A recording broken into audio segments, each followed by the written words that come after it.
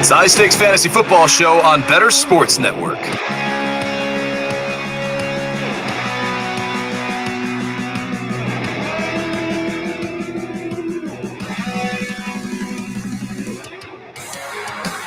You are looking live at the High Stakes Fantasy Football Show on the Better Sports Network. I am Eric Balkman from the FFPC, the High Stakes Fantasy Football Hour, and the RotoViz High Stakes Lowdown at Eric Balkman on Twitter. As a reminder, if you're looking for some action, we're 2 weeks away from the NFL Draft. Doesn't mean you have to wait till the NFL Draft to start drafting teams. You can win $25,000 in the FFPC Never Too Early Tournament right now. $125 entry fee at myffpc.com. Tournament's going to run all the way up to the start of the NFL Draft, and then it will stop. So it is a level playing field. People have been drafted since January. You can get in right now. I think there's fewer than 300 spots left in that tournament. A 14-week regular season. Weeks 15 through 17 will be playoffs, and then we crown a champion. Dynasty Orphans available at myffpc.com right now as well. Discounted teams available ranging from $77 all the way up to $2,500. myffpc.com. myffpc.com. And remember, there's some dollar teams out there, so you can take over a Dynasty Orphan for just $1, return it to greatness, and start cashing in on all that value right now. $100 Dynasty startups also available at myffpc.com. Let's welcome in my guest co-host tonight, a guy that I respect in the industry, as I think if Twitter's any guide, almost 50,000 of you watching also respect this guy as well. You follow him on Twitter at Dave Kluge. He is from Football Guys at footballguys.com. Dave, happy Thursday. Can you believe we're only 2 weeks away from the NFL Draft, man? Dude, it's flying up. I can't believe it. I am actually moving on draft night. Didn't think it through whatsoever.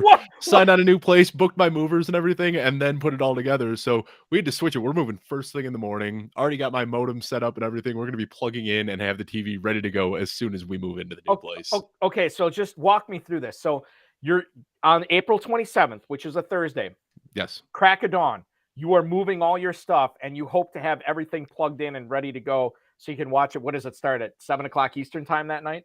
Yeah, and we're out west, so 5 o'clock out here. But what we actually did is we've got movers coming the day before. So we're going to load the truck up on the 26th, hit the road first thing in the morning, and be ready to go by that afternoon. But, man, really didn't think that one through. So I'll be shooting from a new studio that evening, hours after moving into our new house. Should be fun. Yeah, that is awesome because we have you on consignment from Football Guys. You took off the launching pad and landed here tonight, which we really appreciate. Is that the best way to and we'll talk about this at the end of the show. Is that the best way to get your content? Is the launching pad and then footballguys.com?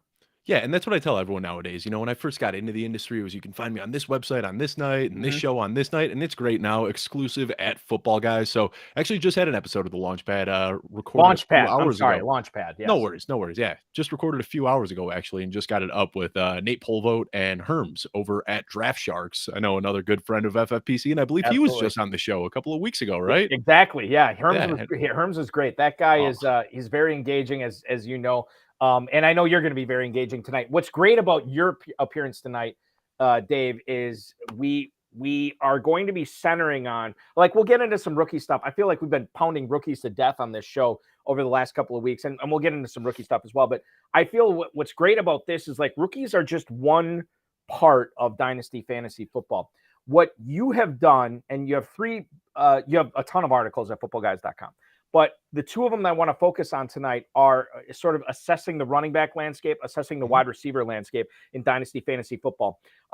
With rookies right now, until we know landing spots and everything, it's very, very difficult to prognosticate and know what you should be doing about these guys in your Dynasty Fantasy Football leagues. But you have really lengthy articles we're going to pick apart, and we'll just basically scrape the surface on them tonight because we just don't have the time, about what you should be doing with some of these other running backs and some of these other receivers and what tiers they fall into. And I think, I was reading it, and I'm like, well, raise my eyebrows on some of these. And I think it's going to be very beneficial for all the viewers to get into that tonight. So I'm very excited about that. Let's get into the first thing I want to get to is sort of the headlines that have been going around the NFL right now. So what we have, or the latest we've had on Jahmyr Gibbs, is that the Tampa Bay Buccaneers are going to be meeting with him. And this is interesting because it was kind of like after Leonard Fournette got released, it was like, oh man, wheels up for Rachaad White. Well, maybe that's not the case if the Buccaneers decide to invest Jahmyr Gibbs. They pick they pick 19 in the first round. So I don't think they use the number 19 overall pick on him. But maybe in the second round, we could see Jahmyr Gibbs going to the Buccaneers. Now, I think the larger conversation, because Gibbs can go anywhere, Dave, the larger conversation is if the Buccaneers are meeting with a guy that would be going on day 2 and round 2 of the NFL draft, what does that mean for what they think about Rachaad White? What does this mean for Rachaad White Dynasty, stockholders in his stats? What does it mean for him? Is this, I just moved, I had Derek Brown from Fantasy Pros a couple of weeks ago on this show, and we talked about my Rachaad White trade. I moved off of Rachaad White. Where do you stand on Rachaad White after seeing this Gibbs news? Well, I think this would be devastating for Rachaad White because Rachaad White, the majority of his fantasy production comes through the passing game. And even last year, I mean, he looked good in spurts, but as a rusher, he was terrible last year. Like one of the last ranked guys in rushing yards over expectation per attempt. That's one of my favorite efficiency metrics when measuring a running back's rushing ability. And Rachaad White was bottom of the barrel. I mean, he just couldn't get it done as a rusher, but he was a great pass catcher. And, obviously you get the benefit of catching these, feathery passes from Tom Brady. That makes it a little bit easy. But as the season went on and Leonard Fournette got banged up, he was kind of square peg in a round hole. They were forcing him to run between the tackles, and that's not what he does best. So if they're going to add any sort of running back in this draft class, I'd want them to run a guy who or draft a guy who is going to profile to take the early down work, which we know Rachaad White doesn't do well. So he could do what he does best in the passing game. But with Jahmyr Gibbs profiling as a very good pass catcher, it would be awful for Rachaad White.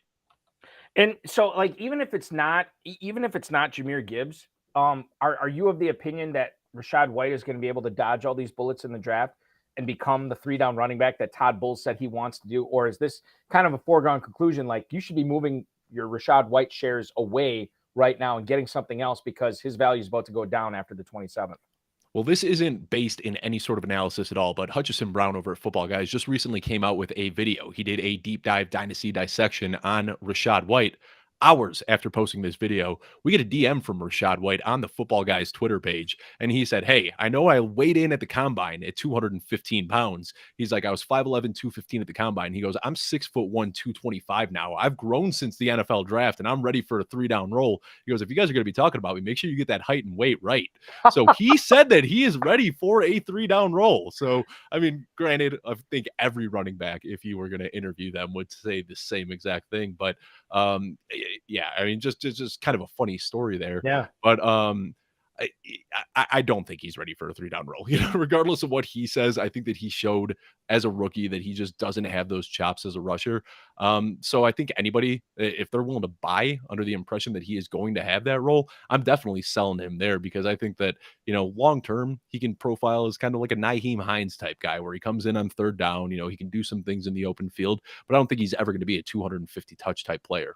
Makes me feel good about trading Rachaad White away. So thank you so much for that. You've already proved your weight in gold on this program tonight, Dave. Dalton Kincaid is a guy I'm very excited about for Dynasty Fantasy Football.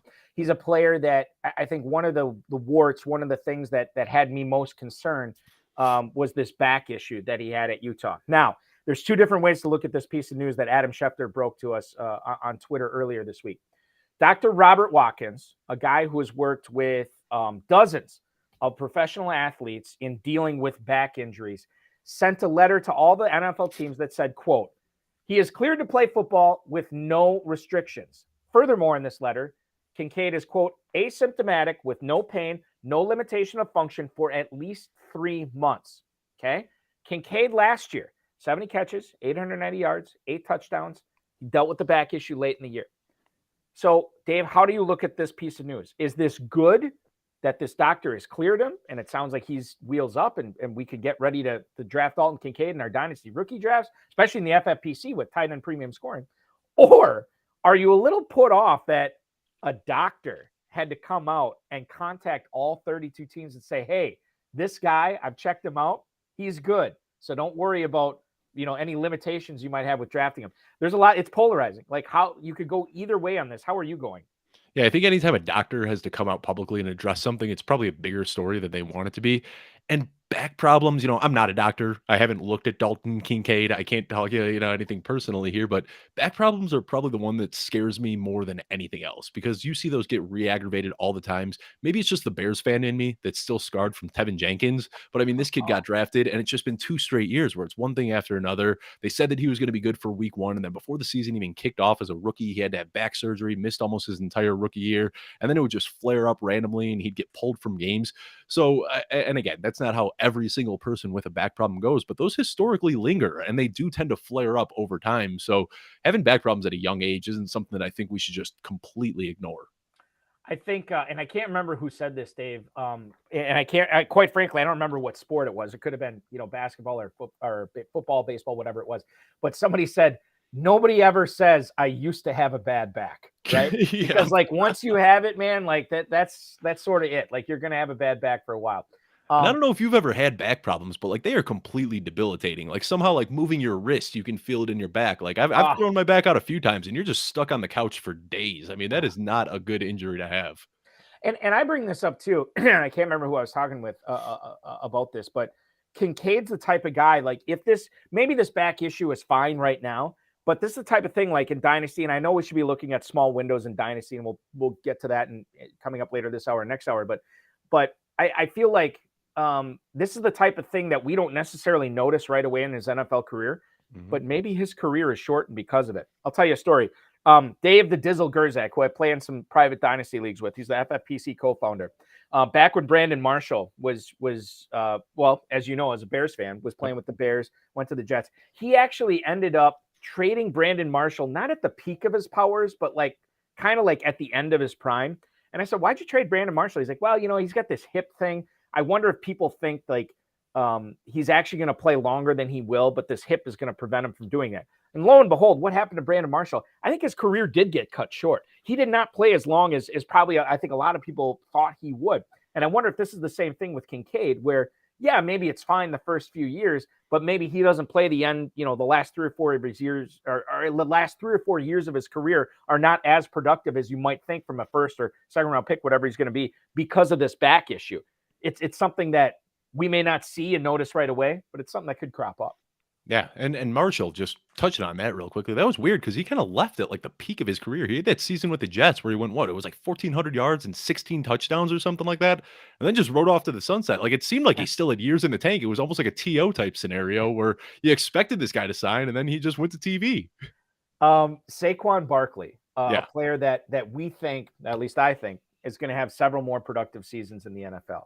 Ralph Vacchiano, who covers the Giants for Fox Sports, said that the Giants apparently don't have much interest in signing Barkley to a long-term deal. Now, I don't know if that means that they don't have any interest in signing him to a long-term deal that Barkley wants to sign, or they're willing to do it, but Barkley doesn't want to do it for the low figures and the guaranteed money that the Giants want. I don't know. But Barkley said he's not going to play this season under the franchise tag. Now, Vacchiano also said he doesn't think that this is going to be a holdout lasting in the training camp. But when you have these things in fantasy football where drafts are going on right now, sometimes there's a little bit of an ADP dip with these players. And obviously when it gets to training camp, then that dip, goes back up and there's not a worry, but there's some value to be gotten with him right now. Now, currently in the FFPC Never Too Early Best Ball Tournament, he's going as running back 5 on average at the 112. Now, he has slipped recently to as late as the 203. Is Barkley a guy that you'd want to buy the ADP dip on right now with this franchise tag news coming out? Man, I feel like we could talk about this for like 30 minutes alone. And we just had a big, lengthy discussion. Nate Polvote and I over at Player Profiler, we talked about this on the Launchpad earlier today. When I saw the story come out yesterday, I just shrugged. No big deal. Yeah, he's a veteran. We see this all the time. We saw it with, it seems like there's kind of 2 routes from here. Either somebody says, I'm not going to sign the franchise tag, like Allen Robinson did a few years ago, misses out on those 3 weeks of OTAs that no veteran wants to be a part of, and then signs the franchise tag. Or they say they're not going to sign the franchise tag, and then a few weeks go by, and then they end up getting their long-term extension. But with the Giants immediately coming out and saying, we're not going to give him that extension, that does concern me a little bit because Barkley historically has been a guy who, has struggled to stay healthy. Got to call it like it is. He's been injured quite a bit. And then last year, he has his first fully healthy season at age 25, and then he hits the free agency market. So I don't blame him for wanting to capitalize now. Well, he's got that opportunity, because if he goes out and, knock on wood, picks up another serious injury this year, his value is cratering and he'll never get a long-term deal. So I didn't really read too much about it at the time. I just kind of brushed it off. But then Nate kind of raised my senses a little bit to it today and started talking about, a Melvin Gordon situation, or the dreaded Le'Veon Bell situation in Pittsburgh, where he just holds out for the year and then takes out that year off and never really gets back up to speed. So, I'm still willing to buy the dip at this point, but it's not something that I'm completely confident in that he's going to play this year. Let's do a quick would you rather on this. Excuse me, Dave. So Saquon Barkley, and I'm going to reference this from that Never Too Early Best Ball tournament. So redraft, not Dynasty. And we'll get into some of these players later on. Saquon Barkley or Breece Hall? This is a tough one, because I actually am a little bit higher on Breece. So I'm taking Breece here, even with the ACL. I just think that, when you need those all-important weeks at the end of the season, when you're in the playoffs, I think he'll be back to 100% by then. So even if he gets off to a slow start, I prefer Breece. Saquon Barkley or Derrick Henry? Taking Barkley there pretty easily. Saquon Barkley or Josh Jacobs? Also taking Saquon Barkley. Okay, we're getting a little bit higher. Saquon Barkley or Kenneth Walker? Going Saquon here as well. Okay. Saquon Barkley or Bijan Robinson? And this is where I switch, and I'll take Bijan over Saquon. And I'm assuming that McCaffrey, Eckler, Taylor, you're taking all three of those over Barkley? Yeah. Okay. All right. There you have it, ladies and gentlemen. All right. We're a fantasy football show. We're a football show. We're contractually obligated to talk about the latest soap opera that's gaining all the ratings around the NFL and fantasy football podcasts and shows like this one on the Better Sports Network.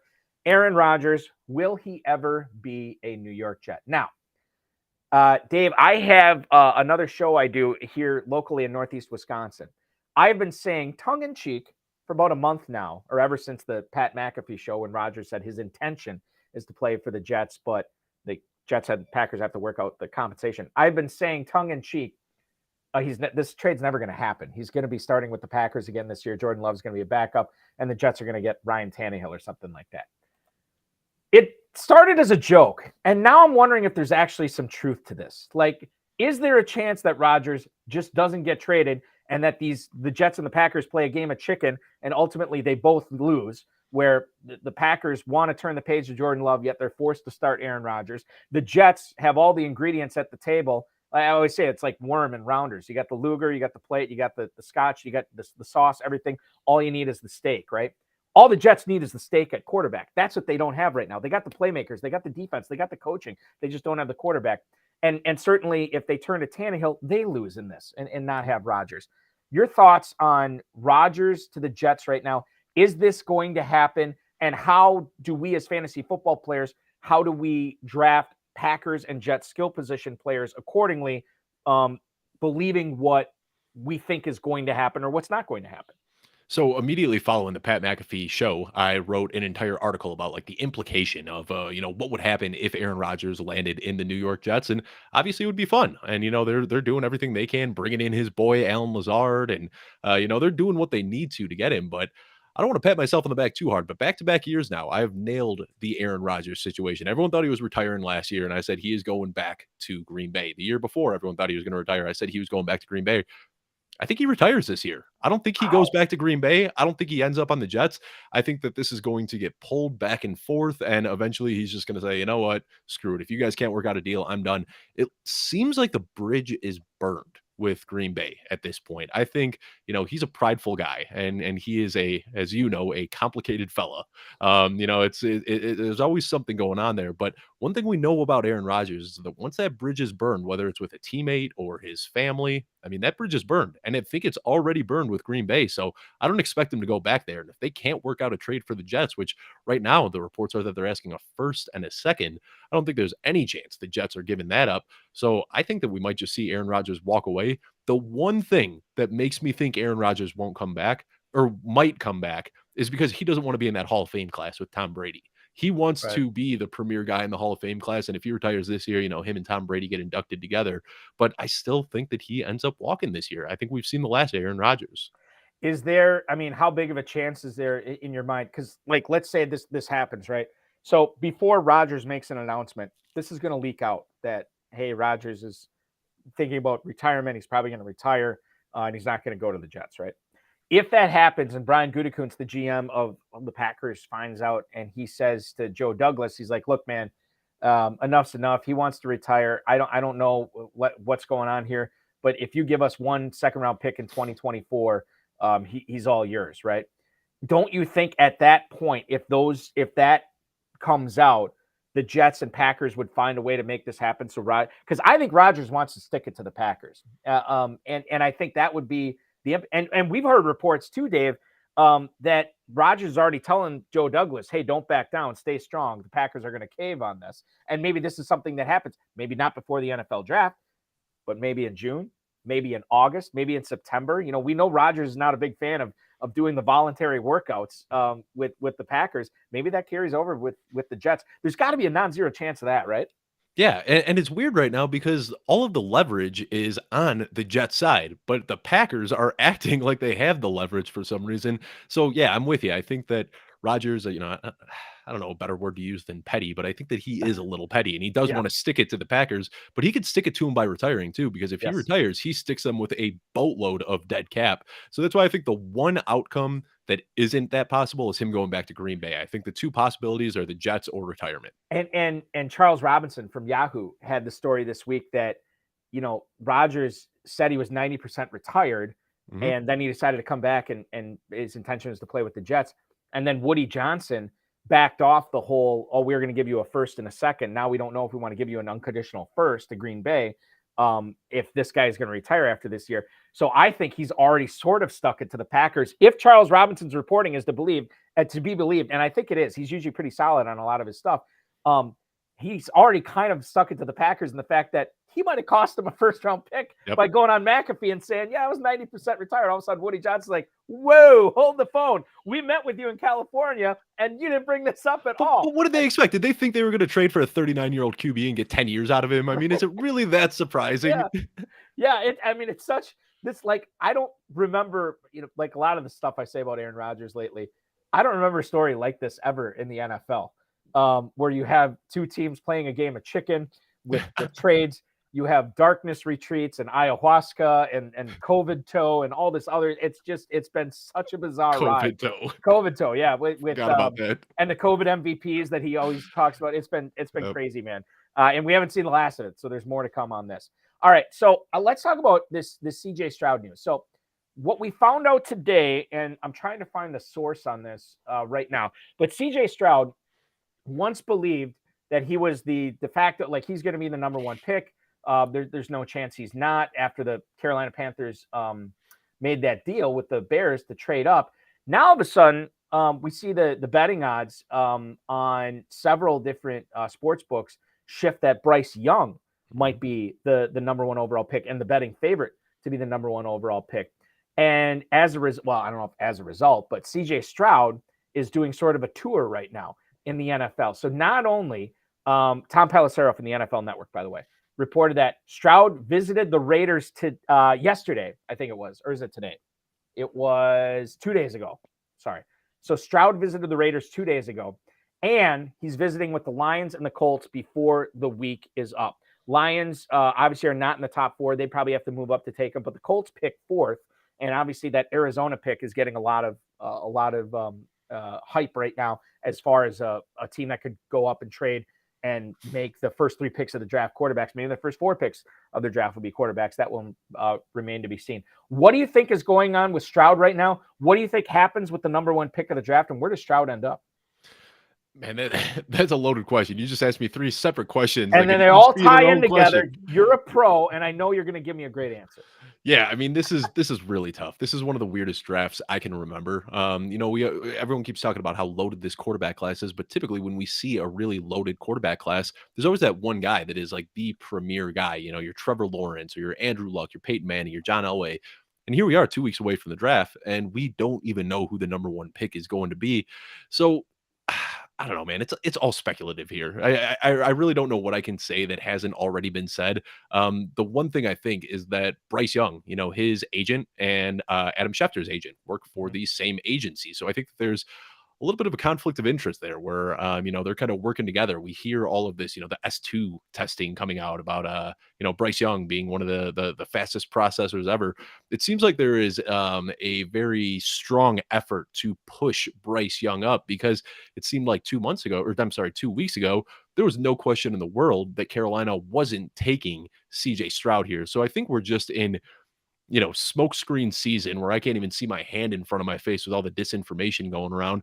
I still expect Stroud to go number one. And I think that he's doing the right thing by meeting with the other teams because who knows, maybe he meets with Detroit, completely knocks his interview out of the, and then they decide that they want to trade up. I mean, Carolina has already said that they entertained the idea of trading back from one. This is a weird draft, man. There's a lot of QB needy teams, and there's a lot of QB needy teams sitting inside the top 10. And then there's 4 guys that all realistically deserve to go there. So my gut right now, my betting man, my money is on CJ Stroud to go number 1 to Carolina. But I think that he's doing the right thing by still meeting with other teams just in case he ends up blowing them away in an interview. Your colleagues at Football Guys, Cecil Lammy, Sigmund Bloom, they always say April is the season of liars, right? This is when you and Lammy always says it too. He's like, look, if I wasn't hearing this stuff in January and February, and now all of a sudden I'm hearing April, it's probably not all that trustworthy information.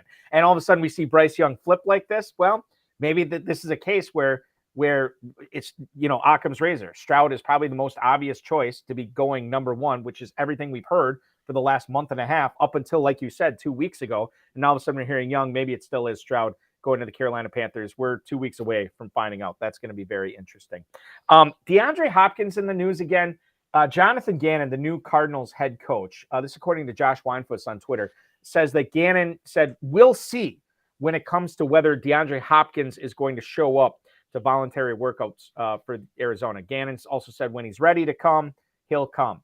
Now, Hopkins posted on Instagram of him working out at a facility that wasn't the Cardinals, and God bless him, because if he was working at the Cardinals facility, he'd be paying for all his meals there, and we don't want that. Gannon said that they want to do what's best for the Cardinals and what's best for DeAndre Hopkins because they've been trying to work out this trade. Now, it sounds like he will be traded. I have not heard any potential teams that are particularly interested in taking on his contract right now. But the weird thing that we have to figure out as fantasy football drafters here in early April is what are we doing with Hopkins? Never too early FFPC best ball tournament. He's wide receiver 17. He's going at the 406. He's behind DK Metcalf. He's behind Deebo Samuel. He's going ahead of Amari Cooper, Drake London, and DJ Moore. Now, when you're on the clock here in the mid 4th round, Dave, and Hopkins is still on the board, and you're looking at a wide receiver, is that the price that you want to be in business with Hopkins? Is it too cheap? Is it too expensive? How do you handle Hopkins right now? No, man, that's Goldilocks. That's just right. That's exactly where I think he deserves to be because right now, I mean, where he's at in Arizona might be his worst case scenario. And even there, it's still going to be a somewhat pass heavy offense, and he doesn't have a ton of target competition. Now, the other options are that he gets traded. And if he does get traded, it's going to be to a team that wants to contend. There isn't any bottom of the barrel roster that's going to say, we need DeAndre Hopkins right now. So if he gets traded anywhere, it's going to be Buffalo. It's going to be Kansas City. It's going to be one of these teams that is going to make a push that needs another wide receiver. So I think right now where you're drafting him is in the worst case scenario. He can only really go up from here. The talks about him not showing up to camp or holding out or something like that. He's too late in his career for a holdout. I think that he's just going to do what he's done his entire career. I mean, he did it in Houston on some terrible offenses there. He did it last year when Kyler Murray was hurt. He's a consummate professional. He's going to show up and he's going to do his thing. I'm not too concerned about it. Like I said, this is kind of the worst case scenario he can be in. And any move from here is just going to boost his value. So I'm okay drafting him at wide receiver 17. There's a couple of things here. So number one, DeAndre Hopkins, as you just pointed out, no Kyler Murray last year, but he was still putting up numbers without Kyler Murray. And the other point that you brought up, if he is with Arizona, like if you invest in DeAndre Hopkins right now, you're rooting for him to be traded from Arizona. Right. But even if he's not in the mid 4th round, this is still a good price for him. So this to me is I wouldn't even say just right like you did. To me, this sounds like he's a bargain because odds are he's probably going to go up. He's not going to go any lower. Now is the time to get your DeAndre Hopkins shares, right? Yeah, because even if he stays in Arizona, like you said, probably worst case scenario, he's still seeing 10 to 12 targets a game in Arizona, Yeah. and he's still going to be the only red zone threat there. So, I think he kind of talked me into thinking that he might be more of a bargain than priced appropriately. Fantasy Alarm, by the way, has all the fantasy football and betting content you need to prepare for the NFL draft and the upcoming NFL season, featuring Britt Flynn's mock draft, rookie scouting reports, NFL team needs, player projections, Discord chat, and more. For a limited time, get the complete NFL package plus DFS playbooks for all sports and an additional 20% off the already discounted annual price with promo code NFL Draft at fantasyalarm.com. That's promo code NFL Draft at fantasyalarm.com. I'm Eric Balkman from the FFPC and the High Stakes Fantasy Footballer, the road of his High Stakes Lowdown. He is Dave Kluge from footballguys.com and the Launchpad podcast, which we're going to be talking about coming up in the second hour. What I want to get into in the next segment is your Dynasty Landscape series. I want to talk receivers in the next segment. We'll get into CeeDee Lamb. We'll get into Jalen Waddle. We'll talk a little bit about Deebo Samuel, who I think is a very confounding receiver for Dynasty Fantasy Football. I think you'd agree. And then we'll get into running backs coming up in the second part of the show, or the second hour of the show. We're also going to get into some of the other things that you have in your rankings that to me stood out for people who are drafting best ball teams right now. Dave Kluge, Eric Balkman here on the High Stakes Fantasy Football Show. Don't go anywhere. We'll be right back, only on the Better Sports Network.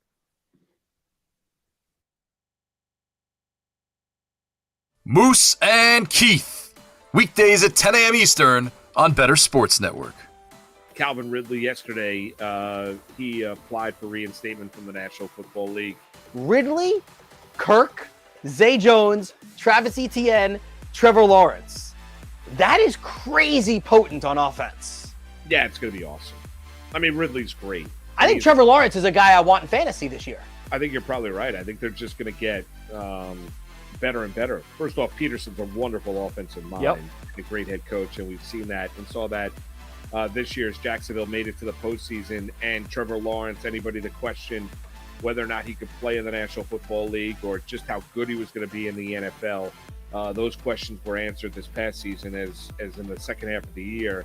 Statistically speaking, he was a top 3 quarterback in the NFL. That's how good Trevor Lawrence is. You throw Calvin Ridley into the mix, it's going to be great. Yeah, I think Lawrence is a guy you want. I think Ridley's a guy you want. Clearly, Travis Etienne is going to be one of those early, first-round selections as well, being the dual-threat running back that he is, not only running, but also catching the ball out of the backfield, Keith, and the ability to take something small and take it to the house. Take a 5-yard dump pass, make a guy miss in the open field, and he's gone. I mean, you saw that with Travis Etienne this past season for Jacksonville. Yeah, sky's the limit. I mean, I think you're going to go from a team in the year span where you wanted no part of the Jacksonville Jaguars when you're looking at fantasy football to where you want as many Jaguars as you possibly can because they're going to be really, really productive. And let's see if they get their tight end back as well, who had Evan Ingram was great. And Evan Ingram, who was great this past season. Yeah. I mean, if they keep that whole core together, their offense is going to be one of the best in football. Like, I legitimately think that they could be one of the best offenses in football. Zay Jones, Evan Ingram, Christian Kirk, then and Ridley, Travis Etienne, Trevor Lawrence, a good offensive line, and you've got Doug Peterson being creative calling. Right? And you look at that division. The Colts are a mess. Yep. Titans look like they're on the downslide. Titans are on the downslide, right? That window is clearly closed. And then you got the Houston Texans. Years away from relevancy. Yeah. I mean, Jacksonville could win 11 games next year. Moose and Keith, weekdays at 10 a.m. Eastern on Better Sports Network.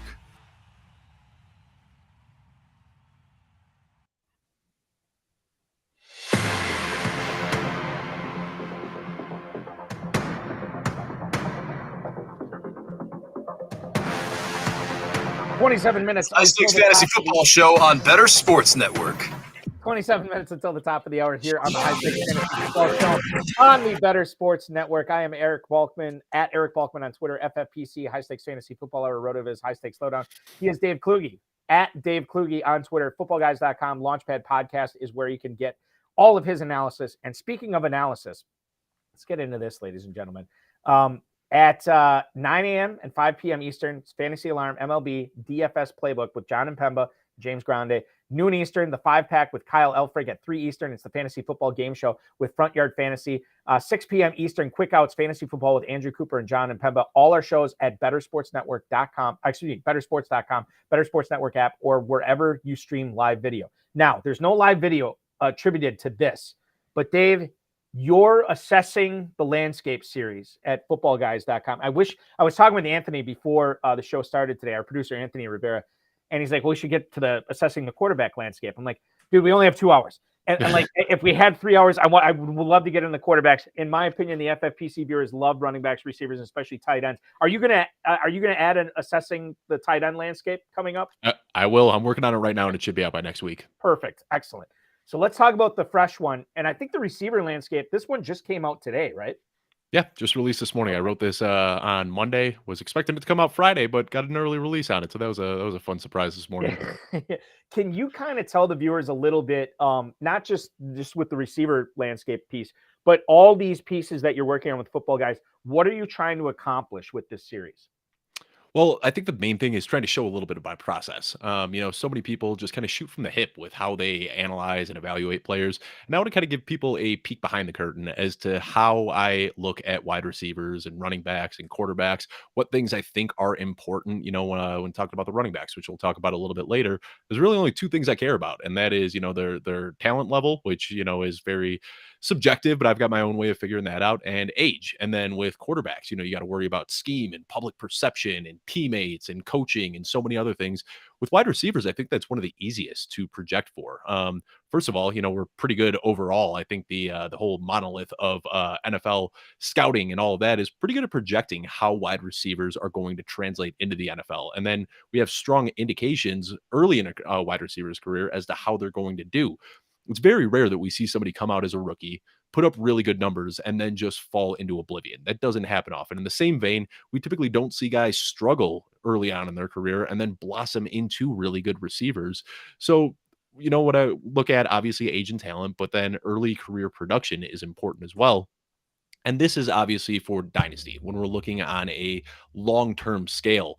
So, obviously situations matter more on the short term, but I think with Dynasty, you're able to buy these guys that have great profiles and they might not be producing at that moment, but you just have to kind of trust the process and hope that long-term they're going to develop into a better player. Marquise Brown was one of the guys that I talked about in my article, who I'd been pounding the table for years. Had Marquise Brown on just about every single one of my Dynasty rosters. And I was pulling my hair out wondering, what am I doing wrong? Because this guy just isn't producing. He's giving me wide receiver 3 seasons every single year. And then boom, gets traded to Arizona. All of a sudden he's seeing 10.7 targets per game, wide receiver 5 in scoring. And I said, there you go. It took 3-4 years, but finally saw the Marquise Brown that I knew was in there. I want to, and this isn't just from casual Dynasty players. I think some high stakes Dynasty players, especially at the FFPC, I think they have this thing set in their head. Okay, wide receiver in Dynasty, who's throwing to them? What type of offense are they in? Obviously. But I think in reading your article, I don't want to put words in your mouth. Do you think those things, quarterback situations, do you think those are a little bit overrated in assessing wide receivers in Dynasty? Especially in Dynasty, yeah. And I think for short term, once we get closer to week 1, that's when I kind of take my Dynasty hat off and I start doing my projections and look at single season. And then you're looking at very disparate systems where you kind of have to look at the system. I talk about in the article the difference between the Tampa Bay Buccaneers and the Chicago Bears offenses last year. I mean, could not be more polar opposite than they were. But literally, the Tampa Bay Buccaneers were 3 pass attempts away from doubling what the Chicago Bears did in pass volume last year. On top of that, you've got, very accurate passes coming from Tom Brady and kind of errant passes coming from Justin Fields. So trying to compare these two players in these 2 systems is ridiculous, because if you look at the overall volume, you'd think that Russell Gage was a better player than Darnell Mooney. And you'd think that, Cade Otton was a better player than Cole Kmet, when really we're trying to look at the rate metrics and the route run metrics to see what types of players these are. Chris Godwin and Mike Evans each had over 150 targets. Leonard Fournette had 83 targets. 3 other guys on the team had over 50 targets. And then when you look at the Bears, it was Cole Kmet, Darnell Mooney, who had 61 and 69 targets. That was it for the Bears as above 50 target players. So, Yeah, if you're looking on the short term, if you're looking just at the 2023 season alone and you're looking to contend, that's when you want to start looking at the guys that are going to stumble into volume. Last year, Russell Gage is another great example of a guy that long term in Dynasty, I didn't want anything to do with Russell Gage. But when he got traded to Tampa Bay and I knew that they were going to be throwing the ball 700 times, then all of a sudden Russell Gage looks like a viable wide receiver 3, wide receiver 4. But he wasn't a guy that I wanted anything to do with in Dynasty, but I was okay drafting him in redraft and best ball leagues. Jordan McNamara, a guy we've had on this show before, in fact, probably about a month or so ago, expert when it comes to Dynasty fantasy football. He published a great Football Guys piece about Dynasty wide receivers and target volume, and how target volume is a really good metric to look at when assessing the proper value for fantasy football wide receivers in Dynasty. However, as I look at this and I read your article, is there a better metric that we should be looking at rather than target volume? I think you kind of touched on this with the Tampa-Chicago comparison, but there might be something else that we should be looking at, right? Yeah, I think the per run data tells us so much more than overall target volume. So looking at how many targets they can draw per route run. And that was something that I kind of scoffed at years ago, if I'm being honest. I used to say, that's too much in the weeds for me, way too analytical. But the more I, started paying attention to these numbers, I found out how durable they are and how sticky they are year over year.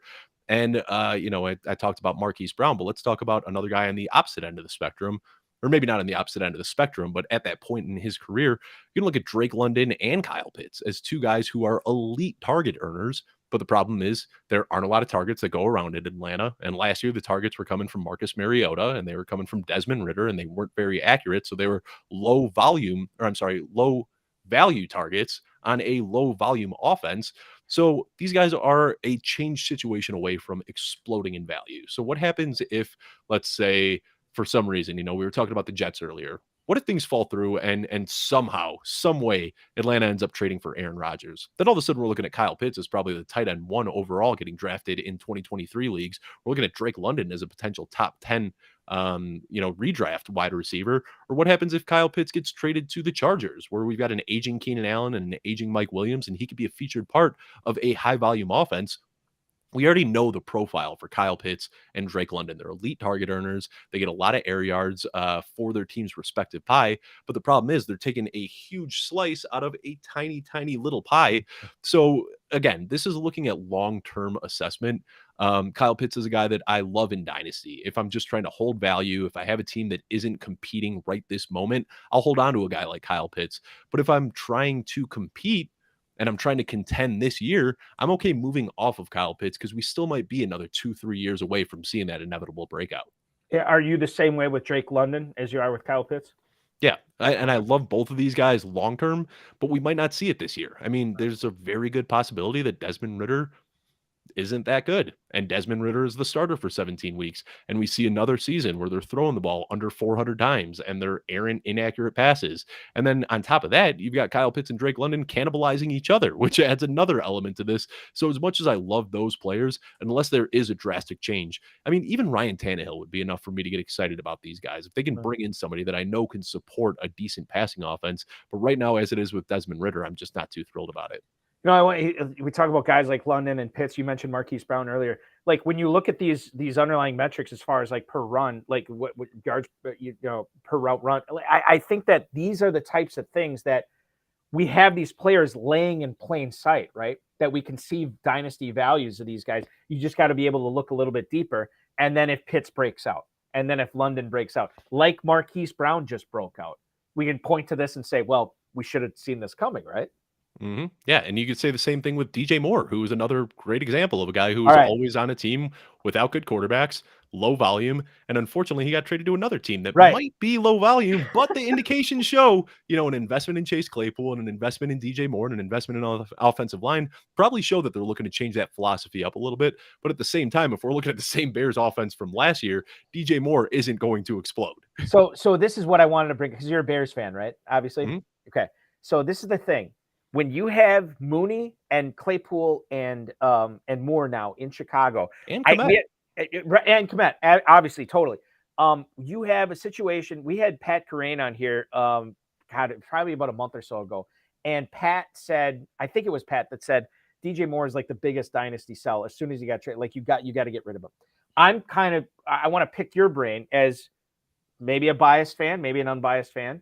who are the Bears that you want to have in this offense this year? Now that, I mean, I can't remember the last time they've had 4 really good weapons on the perimeter as they do right now in Mooney, Moore, Claypool, and Kmet. This is an interesting offense for this season because, as you said, I think the Bears want to get out there and have a more traditional modern, it's kind of an oxymoron, but a traditional modern passing game right this year with Fields. But because we didn't really get to see that last year, it's a little bit difficult to see in our dynasty leagues right now. So I think there's a ton of risk with any Bears player right now, if I'm being honest. I mean, I was one of Justin Fields' biggest touts last year. I had him projected for over 1,000 yards, and I was called crazy, all sorts of names that I won't even say on this show. But people thought I was literally insane for projecting him for 1,000 yards. But there were no weapons, and I knew he had the athleticism. I was expecting him to run a lot, and he did run a lot. So this year, I'm a little bit nervous because what we're expecting is a change in offensive philosophy for everybody to live up to their ADP. Long term, though, I'm not quite as nervous. And I don't know if I agree with the fact that DJ Moore is a sell in Dynasty because there's 2 outcomes that I see. The one outcome is immediate return, where Justin Fields does take a step forward as a passer, and he's able to support an offense where DJ Moore can actually produce. The other option is that Justin Fields doesn't take that step forward as a passer, and DJ Moore sucks this year, and his value dips even further. And then the Bears make a switch the following season to another quarterback, whether that be somebody on the trade market or whether they are so bad that they end up with the number 1 overall pick again and end up with Caleb Williams. So I think long term, you can still invest in a guy like DJ Moore because he's shown the peripheral underlying metrics year after year after year.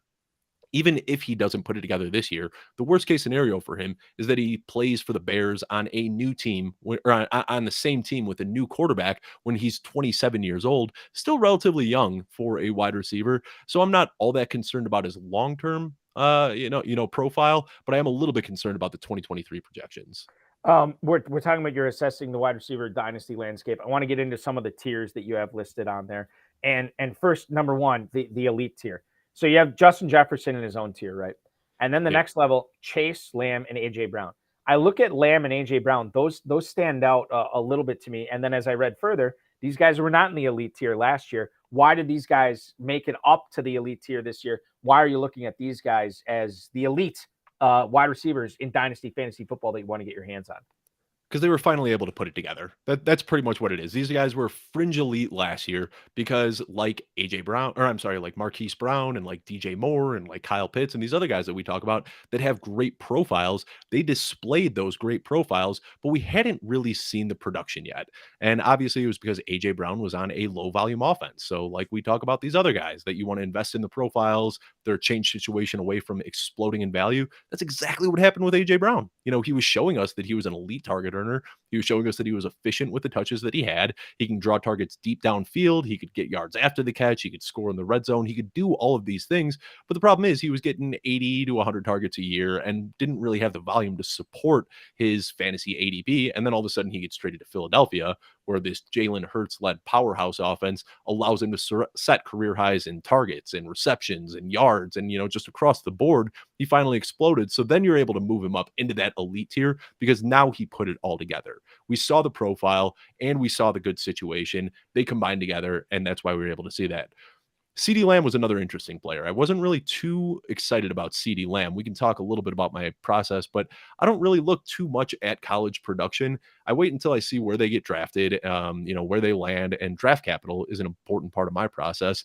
And CeeDee Lamb, his rookie season, he showed some, good metrics, but not enough to garner the elite tag that everybody else was putting on him. If you remember, after his rookie season, he was getting drafted as the wide receiver 3 in Dynasty, and I thought that was a little bit too steep. Finally put it together last year, though.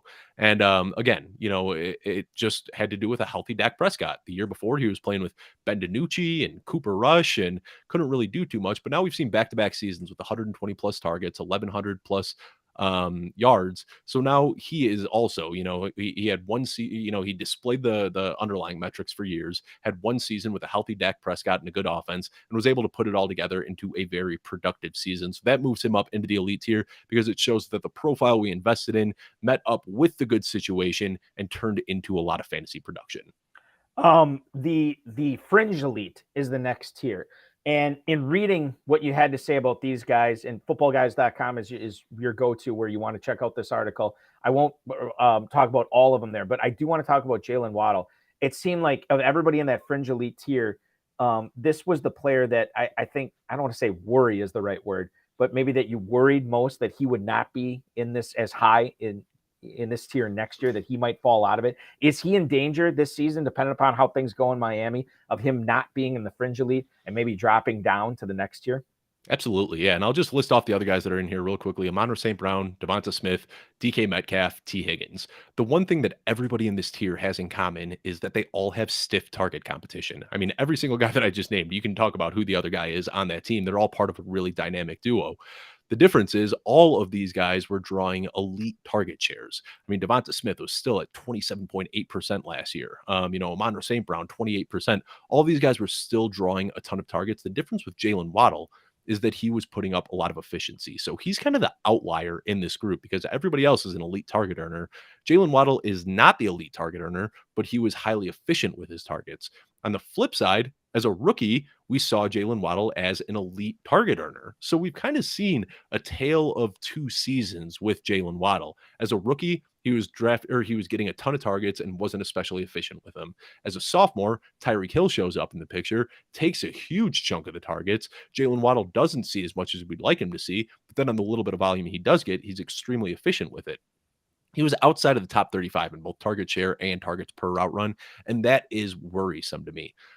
You had mentioned briefly Deebo Samuel a little bit earlier, but that's kind of the comp that I see, is where you're relying on elite efficiency. Now, Jalen Waddle is still very, very young, and Tyreek Hill isn't going to be around forever. So that's why I still keep him in that fringe elite tier, because my guess, and this is purely a guesstimation, but Tyreek Hill led the league in target share last year. I mean, he is not nobody is going to show up on a team with Tyreek Hill unless you're Travis Kelce in his prime and be able to garner an elite target share. So I think that as we see Tyreek Hill start to lose a step and get a little bit older, which he's getting to that point, I think that we kind of see the changing of the guard where Jalen Waddle can get back up to the wide receiver one status. So he's definitely the riskiest one here, but he still is a very premium elite asset in dynasty leagues. When you talk about Jalen Waddle potentially falling off this tier, Dave, I don't see a reason right now in your dynasty leagues that you can't get 100 cents on the dollar for Jalen Waddle if you want to move him right now. Is that something that you would recommend to, novice or even, experienced high stakes fantasy football dynasty players? Is that something you recommend right now? Yeah, and I had this conversation with Matt Waldman just yesterday, but it is kind of crazy because his ceiling right now, or I'm sorry, his consensus ranking right now is wide receiver 6, and that's pretty much his ceiling when he's on a team with Tyreek Hill. So the question kind of is with Jalen Waddle, you're not drafting this guy. He's not going to give you a Justin Jefferson, Jamar Chase, AJ Brown type of season. You're kind of drafting him with the hopes that he just retains his production as a back end wide receiver 1. So then it's kind of a game theory question. Like, are you willing to pay a wide receiver 6 price tag for a guy that you expect to have 3 or 4 seasons of back end wide receiver 1 production? I don't know if I am necessarily. So he's a guy that if you can get him, if you've got him on your roster and you could trade him as a top 6 asset and somebody's willing to pay that sort of price, if you can get a Kyle Pitts or if you can get a Breece Hall, which is where, the ADP is kind of similar to right now, I would do that in a heartbeat. What the productive veteran tier is chock full of guys that are going in the first couple of rounds of redraft leagues. And I think in dynasty fantasy football leagues, sometimes these are the players that we move off of a little bit too soon and we end up kicking ourselves. However, if you have a squad right now that is not going to compete, maybe you're taking over an orphan at myffpc.com. You don't like the team for 2023, but 2024, you see potential. You're not going to compete this year. And if you have a guy, we talked about some of them, Tyreek Hill, DeAndre Hopkins, Cooper, Lockett, Diggs, Adams, all those guys on this tier. If you have one of those, what kind of return should you be expecting? Because these are difficult guys to trade in dynasty. The guys who are 29 and over. What's fair return for these guys, knowing that, look, they've been crushing it. They're probably still going to crush it for a little bit, but what's the proper return in dynasty for players like these? Well, first of all, what I'll say is don't trade them right now. Just so the cycle of the dynasty season. This is the time of year where everybody has draft fever. Everybody's got rookie fever. Everybody wants those draft picks. So right now, if you try trading away a player, you're not going to be getting the full value for him because people are so desperate for wanting picks that, you're probably not getting anything better than a second round pick in return for one of these guys. What you want to do is wait until the season, And then you look at those contending rosters and say, this guy's got a glaring weakness at his wide receiver 2 spot. Let me see if I can get him to give me a first round pick for Cooper Kupp. Let me see if I can get him a first round pick for Stephon Diggs or one of these guys. You're probably not going to get that right now because everybody's clutching onto their picks and holding them so tightly and trying to get as many picks as they can before this rookie draft.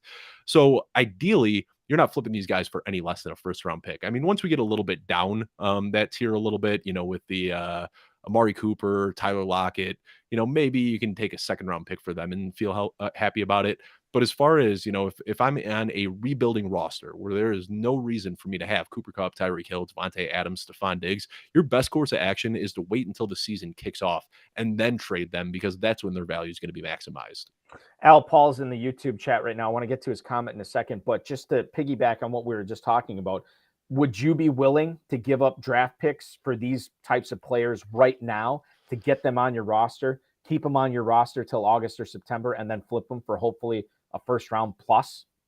I mean, that's a great technique if you can do it. But the fear is that if you aren't contending and you don't have that roster spot for one of these guys, that you trade a second round pick for a guy like Cooper Kupp. And, let's just say Cooper Kupp doesn't bounce back from his foot injury. Right. And it's apparent, in week 1 that he lost a step and he's not doing what we expect Cooper Kupp to do, which is 22 points just about every single time he steps on the field. And if he does that, then you're just SOL and you're holding the bag on a guy that you didn't really want to begin with. So I never think it's a good idea to try to trade for players with the intent of flipping them in the future because it doesn't always work out that easy. Trades in theory, you're making them all the time, but the reality is you're probably only making a handful of trades every single year. So if you're trying to buy somebody now with the intent of flipping them in a few months, chances are you're just going to get stuck with that player that you never wanted to begin with.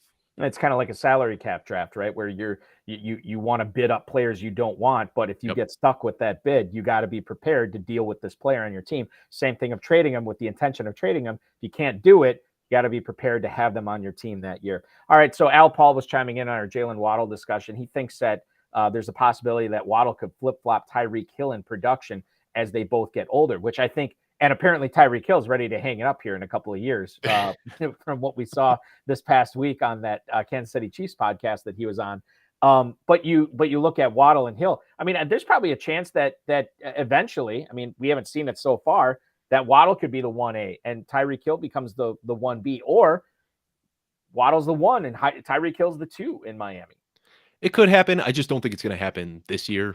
Probably Right. won't happen next year either.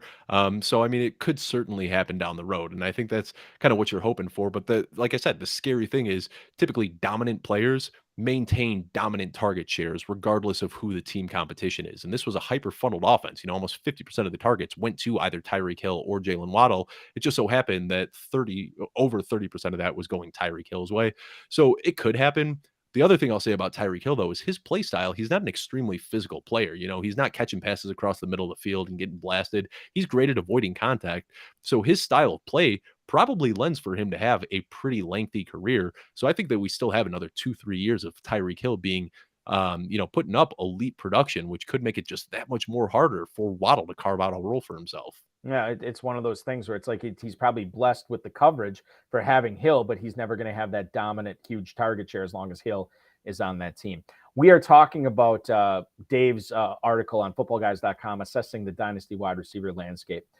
We have talked a lot about your tiers, Dave. There's the elite wide receiver 1 tier, the fringe elite tier. There's the young and intriguing, the buy on the wrong side of 25, the risky rookie tier. And then, of course, the ever popular sitting atop the age curve wide receiver running back hybrids who require elite efficiency to be productive in fantasy, but are stuck on a team with intense touch competition and quarterback uncertainty tier. There is only one player on this tier. And I don't know if there's anybody out there, and maybe I might be using that term a little bit liberally, but I don't know if there anybody's out there that has a really good handle on what Deebo Samuel's value should be. Why is he so confounding for Dynasty? And how do we make sense of him if we want to target him or if we want to trade him in our Dynasty leagues? Well, Deebo Samuel was a guy through his first few years in the league where you saw these flashes of potential, but he's never been a guy that had that screaming profile that, you need to invest in this guy because he's drawn a lot of targets. It was just, hey, Deebo Samuel's a really fun player, and Kyle Shanahan likes getting the ball in his hands. So if you go back prior to the 2021 season, Deebo Samuel was a guy that I had on more best ball rosters and more dynasty rosters than any other player. I was just enamored with him, but he was dirt cheap at the time. Then he had one season that was marked by insane efficiency. We're talking over 18 yards per catch, over 6 yards per carry, goal line work, and getting a touchdown on almost 12 or almost 11% of his touches. So that season was great. Don't get me wrong. I mean, it was a blast, but I think the move was to sell him immediately after that season ended, because the reality is that we've seen Deebo Samuel now for 4 years in the league. 3 of those 4 years, he has been a wide receiver 3/flex. And then he had 1 year where he was a dominant wide receiver 1, but you can't bet on that sort of efficiency. And I think that's what happened is people saw Deebo put it all together, stay healthy for 1 year, and said, well, this is just what he's going to do. He's going to have 18 yards per reception and 6 yards per carry, and he's going to score 12 touchdowns every single year. And the reality is there aren't many players that can maintain that type of efficiency. So for whatever reason now, the market hasn't really corrected yet, and he's still valued as a top 20, top 24 wide receiver, and I don't think that's where he should be. He's 27 years old now.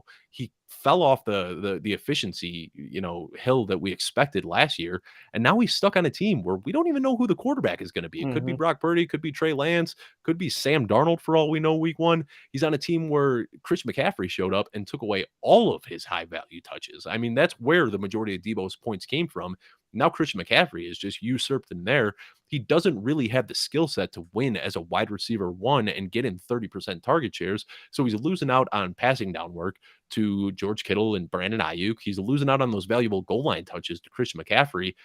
The fact that he's still valued as this top 20, top 24 guy is kind of crazy to me. If you can get that type of return for him, I think he's one of the biggest sells in Dynasty right now. I have him on at least one Dynasty team.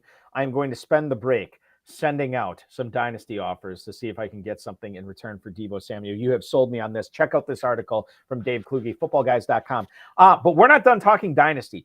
Dave talked wax poetic on wide receivers here in this last segment. Let's talk about his thoughts on the running back landscape. We're going to talk more about McCaffrey. We're going to talk a little bit about Travis Etienne. We're going to talk a lot about Saquon Barkley, and as far as the tiers go in running backs as well, because I think, we all want to talk about rookies this time of year. It's equally or more important to figure out what you should be doing with these players right now before the NFL draft to ensure maximum success in your Dynasty leagues this upcoming season. He's Dave Kluge from footballguys.com, the Launchpad Podcast. I am Eric Balkman from the FFPC, the HSFF Hour, and of course, the Road of His High Stakes Lowdown. This is the High Stakes Fantasy Football Show on the Better Sports Network. Hour 2 is coming up next. Monday Night Rants with Edward Rouse on Better Sports Network. Do you believe in the Madden curse? Do you think that's a real thing? I did. Now, I don't think it's as big of a deal anymore, but it was a real thing for a solid 10, 15 years. Yeah, it was Sean Alexander, LaDainian Tomlinson, Peyton Hillis. LT was never on the cover. I know that. Was he not? I thought he was one. Okay, well, you do know all the covers of everything. Yeah, okay. So if you want, I could do this real quick. So Garrison Hurst is the first official Madden cover athlete, 1999. 2000, I believe they still put John Madden on the cover. And then 2001 is where it all started. So 2001, you have Eddie George. 2002, Dante Culpepper. 2003, Marshall Falk. 04, Michael Vick. 05, Ray Lewis, first defensive player on the cover. Okay. 06, Donovan McNabb. 07, Sean Alexander. Okay. 08, Vince Young. 09, Brett Favre. Okay. 10 is a trick one because it's no way you know. And Larry Fitzgerald. 11, Drew Brees. 12, Peyton Hillis. 13, Calvin Johnson, I believe so. You're right. 14. No way you know all this. 14, also a trick question. I believe that's the Madden 25 cover, and it's Barry Sanders, unless you got it for the new consoles, in which case Adrian Peterson oh my God. was on the cover. You're not cheating. You're not looking at... Swear on my life. Swear on my life. Okay, keep on going. 15, you have Richard Sherman. Okay. 16, hold on. 16 is Odell Beckham. Okay. 16.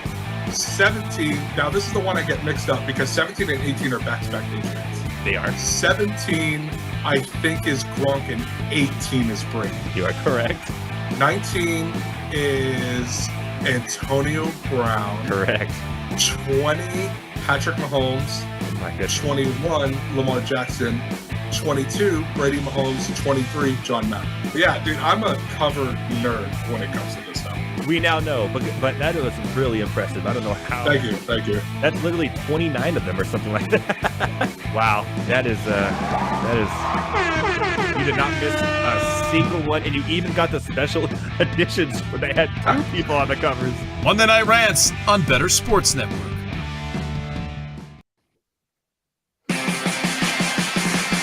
It's the High Stakes Fantasy Football Show on Better Sports Network. Four minutes after the top of the hour here on the Better Sports Network. I am Eric Balkman from the FFPC, the High Stakes Fantasy Football Hour. The RotoViz High Stakes Lowdown. My guest co-host this evening has already been crushing it. He has 56 more minutes of crushing to do, and he will do it. Dave Kluge from footballguys.com, at Dave Kluge on Twitter, the Launchpad host as well, as we are talking about a lot of Dynasty fantasy football stuff tonight, ladies and gentlemen. And I think that if you want to put this to good use, the best thing to do is go to myffpc.com, adopt the Dynasty Orphan team with the FFPC. Discounted teams available ranging from $77 to $2,500. Some of those teams, that's just the level of the entry. Some of those teams are discounted as low as $1.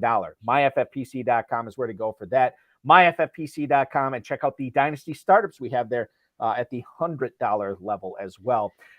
We talked about, Dave, your assessing the wide receiver landscape. You also published an article. This is probably a little over a month ago, but I think a lot of this is still very fresh and applicable, most of it, if not all of it.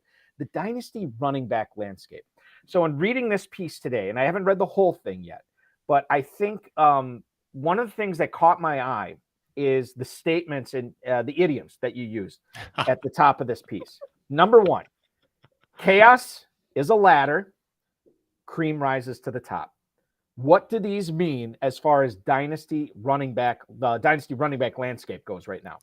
So this, the idea for this article is actually kind of what sparked the entire series that I'm doing now with all the other positions as well, because I was getting so many questions from people every single day before free agency saying, what do I do with these running backs? You know, this guy, he can lose his job, and this guy could be a cap casualty. And basically what my stance was for the, as soon as the season ended in January and February, I said, I'm not talking about running backs at all because it's going to be a disaster and a fuster, you know what? And I just said, I don't want to touch anything to do with running backs. And then about 2 months went by and I said, what am I doing? This is my job. I have to do this. So I said, I have to sit down and figure out how exactly to value these guys.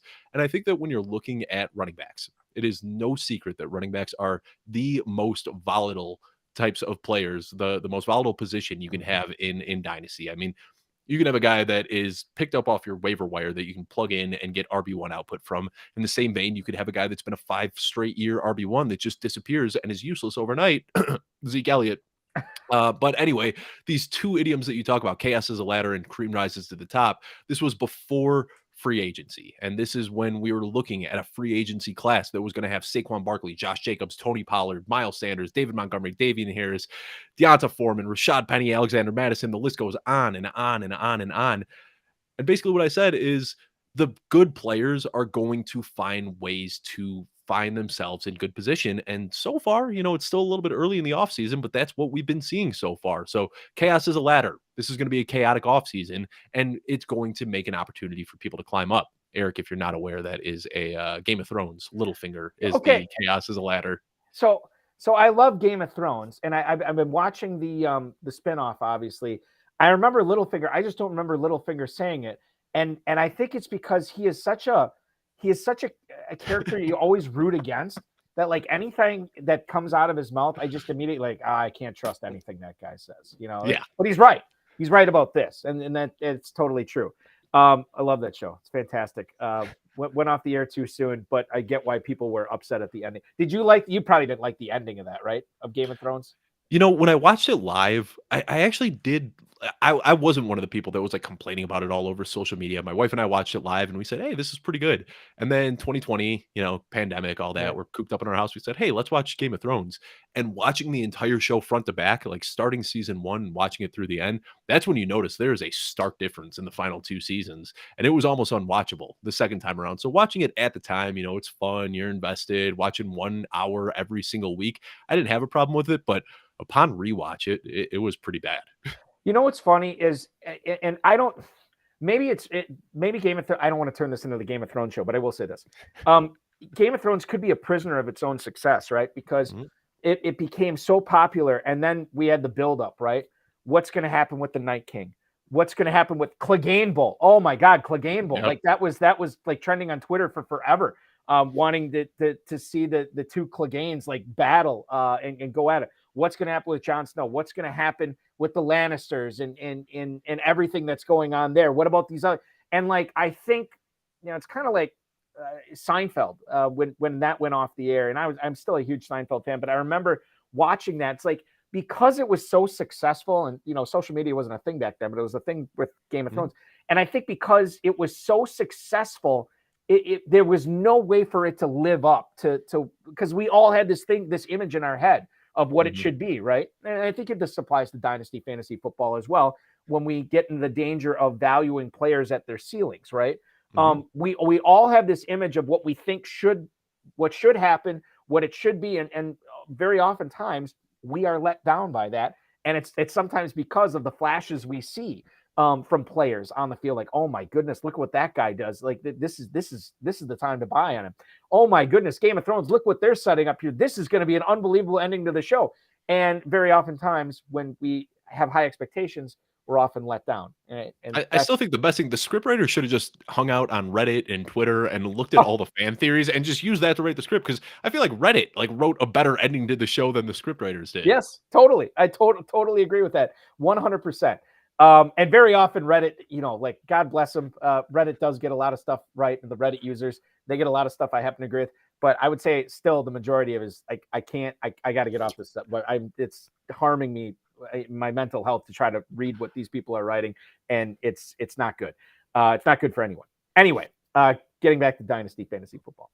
You mentioned age and talent in regards to wide receivers. Does that same thing apply to running backs this time of year, where you're just looking at how old the guy is and how talented he is, and everything else is kind of on the wayside because it is such a volatile position? This time of year, absolutely. And when I wrote this article pre-free agency, even more so. And Yeah. again, as we get closer to week 1, that's when you can start looking at depth charts and doing camp reports. And shout out Football Guys. We do an awesome job of putting together the training camp reports and trying to project and do depth charts and all that. But at this time of year, you can't project anything. So I mean, those are really the two things that we can base off of. If you're trying to look at a depth chart in February and say, well, I expect this guy to get 250 touches, so I want him on my team, you're setting yourself up for failure, man. That's not how you can play this in Dynasty.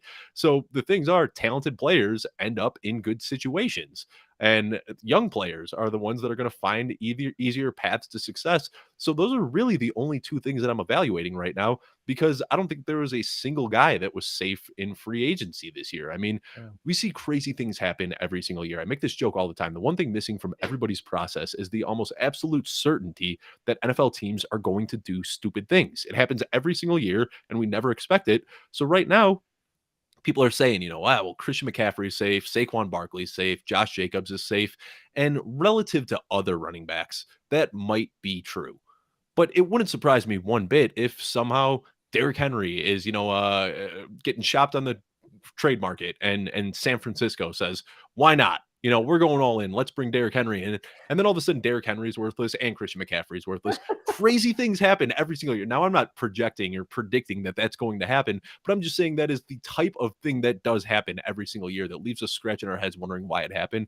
So you can't project anything this year. All you can do is look at the two things that we have, which are young players that are talented, end up in good situations. Those are the guys you want to bet on. Sign me up for the Trey Lance, Christian McCaffrey, Derrick Henry backfield. I'd love to see it with Kyle Shanahan as a coach. Man, that's must see TV.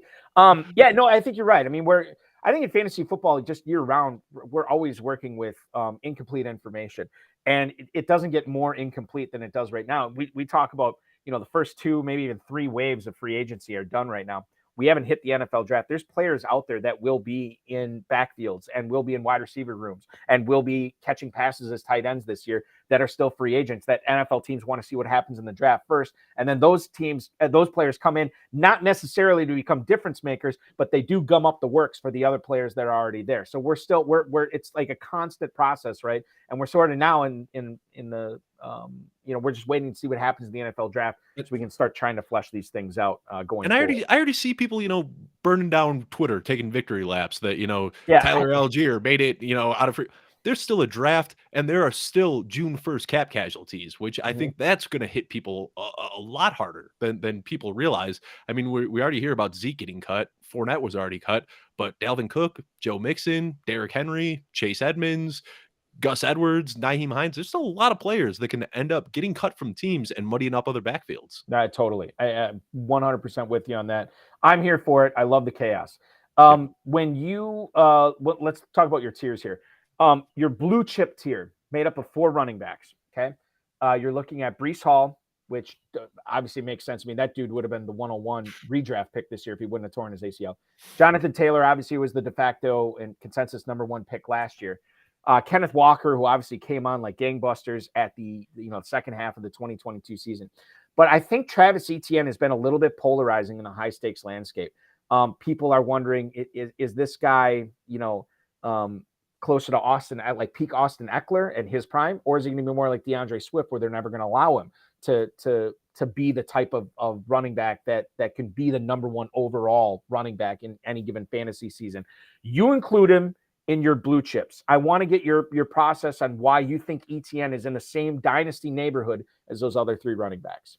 So, I talk about rushing yards over expectation per attempt often. That's one of my favorite metrics to talk about when, trying to evaluate the talent of a running back. And Travis Etienne smashed this year. And that was realistically, I mean, sure, technically it was year 2, but you can kind of look at this as Travis Etienne's rookie season. He didn't play at all his rookie year. So this is his first time playing. He's coming off of an injured foot. I was expecting a slow start for him, and there was. It took him a little bit of time to ramp up with James Robinson. But once he was fully up to speed, he looked like a dominant running back. And the one thing that was missing from his game this year was his lack of pass catching, which is really kind of what he made a career out of in college, was catching these check down passes from Trevor Lawrence. So I feel like we haven't even seen him hit his full potential yet. It seemed like Doug Peterson was keeping him on a leash last year. I don't think the team really had any plans of making the playoffs, and then they unexpectedly did, and Trevor Lawrence took that huge step forward. But I think that we only see him get better from here. He's already displayed great abilities as a rusher, which was kind of the question mark with him coming out of the league. And now we haven't seen him in a pass catching role yet. I think that we can see both of those things happen in the future because he profiled as a great pass catcher in college. The question marks were about his rushing abilities, and he has since checked off that box as an elite rusher. Is he a type of guy or the type of player when we talk about dodging bullets in the NFL draft? Is he the type of player that you think still has to make it through? I mean, he's got Jermichael Hasty behind him, and Dearness Johnson, obviously. But besides that, there's not a whole lot there.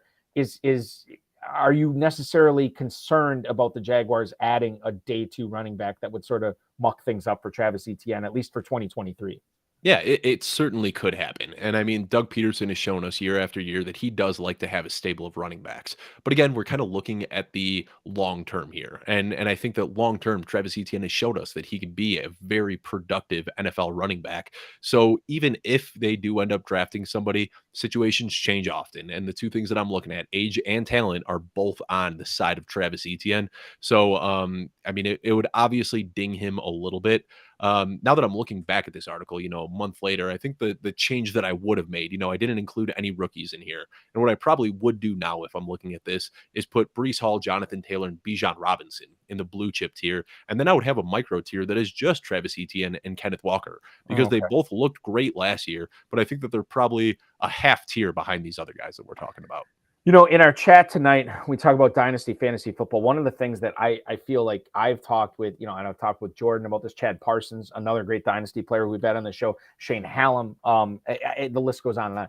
I feel like, and this is more, I guess, more for novice or beginning Dynasty Fantasy Football players, is you tend to look at things from a long-term point of view. But what a lot of these analysts will tell you is you need to look at it in smaller windows because, like you said, Dave, things change so much. But I hear you talking about long-term quite a bit on the show tonight. And I'm almost wondering if, and maybe you could speak to this better than I could, do you feel like you have a longer-term dynasty window than a lot of your other peers out there that might look at things from a shorter perspective? I do, yeah. I take a much much longer term approach than a lot of other people. But at the same time, something that I really try to do is get guys that are a little bit older. So I'm not trying to just accrue value. Where a lot of times, these guys that are taking the short term approach are just playing on a 2 to 3 year window. I'm playing on a long term window, but I also try to find value in veterans. So that's why my favorite tier when we were talking, I'll go back to the wide receivers, but my favorite tier in there was the buy on the wrong side of 25 because everybody's so excited about getting that dynasty team. I call them the Twitter dynasty teams, the one that probably isn't going to finish above 500, but man, you share that screenshot on Twitter and people are going to gush over it, when the reality is I like the guys that are 25, 26, 27 years old and still are going to have plenty of productive years ahead of them. But I feel like some people get so enamored with the short-term window that they start looking at these super old vets. I try to find that middle ground where I want younger guys, but I still want guys that are going to be productive for the next 4 or 5 years. I think I'm trying to, so buy on the wrong side of 25. The players we didn't talk about, and I won't, dwell on this too long. Ayuk, DJ Moore, we talked about Pittman in Indianapolis. Obviously, we're going to talk about Chris Godwin coming up in the final segment. You already talked about Marquise Brown, Deontay Johnson, McLaurin, and Christian Kirk are in there as well. Have you noticed yourself buying maybe one or two of those guys more than some of the other ones in that tier so far this season, or are they about the same for you? For me, it's Chris Godwin. I can't understand why. It seems like this is like the third straight offseason where Chris Godwin has been a buy. I mean, I get the one offseason where he was coming off a torn ACL, but this guy's been a target hog every single year he's been in the league. And last year, I was getting him in the 6th round of drafts, and this year I'm getting him in the 8th round of drafts. For whatever reason, people just like expect the bottom to fall out under him. They think that he's this house of cards that isn't going to be able to maintain his production. So Chris Godwin is a guy that I can't get enough of. And then Brandon Ayuk is the other one because, we talked earlier about target share and those metrics. Brandon Ayuk, the only thing keeping him from, extreme production is the fact that he's on a very loaded offense where he struggles to carve that out. But I think he's the type of guy where if he could change scenery and end up in a team, we could see something much like Christian Kirk, where Christian Kirk went to Jacksonville and suddenly exploded as the team's wide receiver one. I think Brandon Ayuk has that type of talent where if he got traded to a team that didn't have George Kittle, Deebo Samuel, and Christian McCaffrey, he could solidify himself as a 130, 140 type target type of guy. What about as long as we're talking about Godwin, you think Mike Evans is a little bit overvalued in Dynasty right now? Because I think if you believe this much in Chris Godwin, not knowing the quarterback situation in Tampa, knowing that Mike Evans isn't a 22-year-old man anymore, do you think he's being a little bit overvalued? Yeah, I think Michael Evans has been overvalued for the last few years. I mean, I didn't really want anything to do with him last year. There was a point last year, I don't know where he was at in FFPC ADP, but on Underdog, he creeped into the 1st round at one point. Like Mike Evans was going 11th overall, and everyone was saying Godwin coming off the ACL, but Mike Evans has never really been that ceiling guy. I mean, I feel like at this point he's fighting so hard to get to 1,000 yards every single season just to keep it alive. He had the one season where he was like 1,001 yards. I think he literally eclipsed it by 1 yard.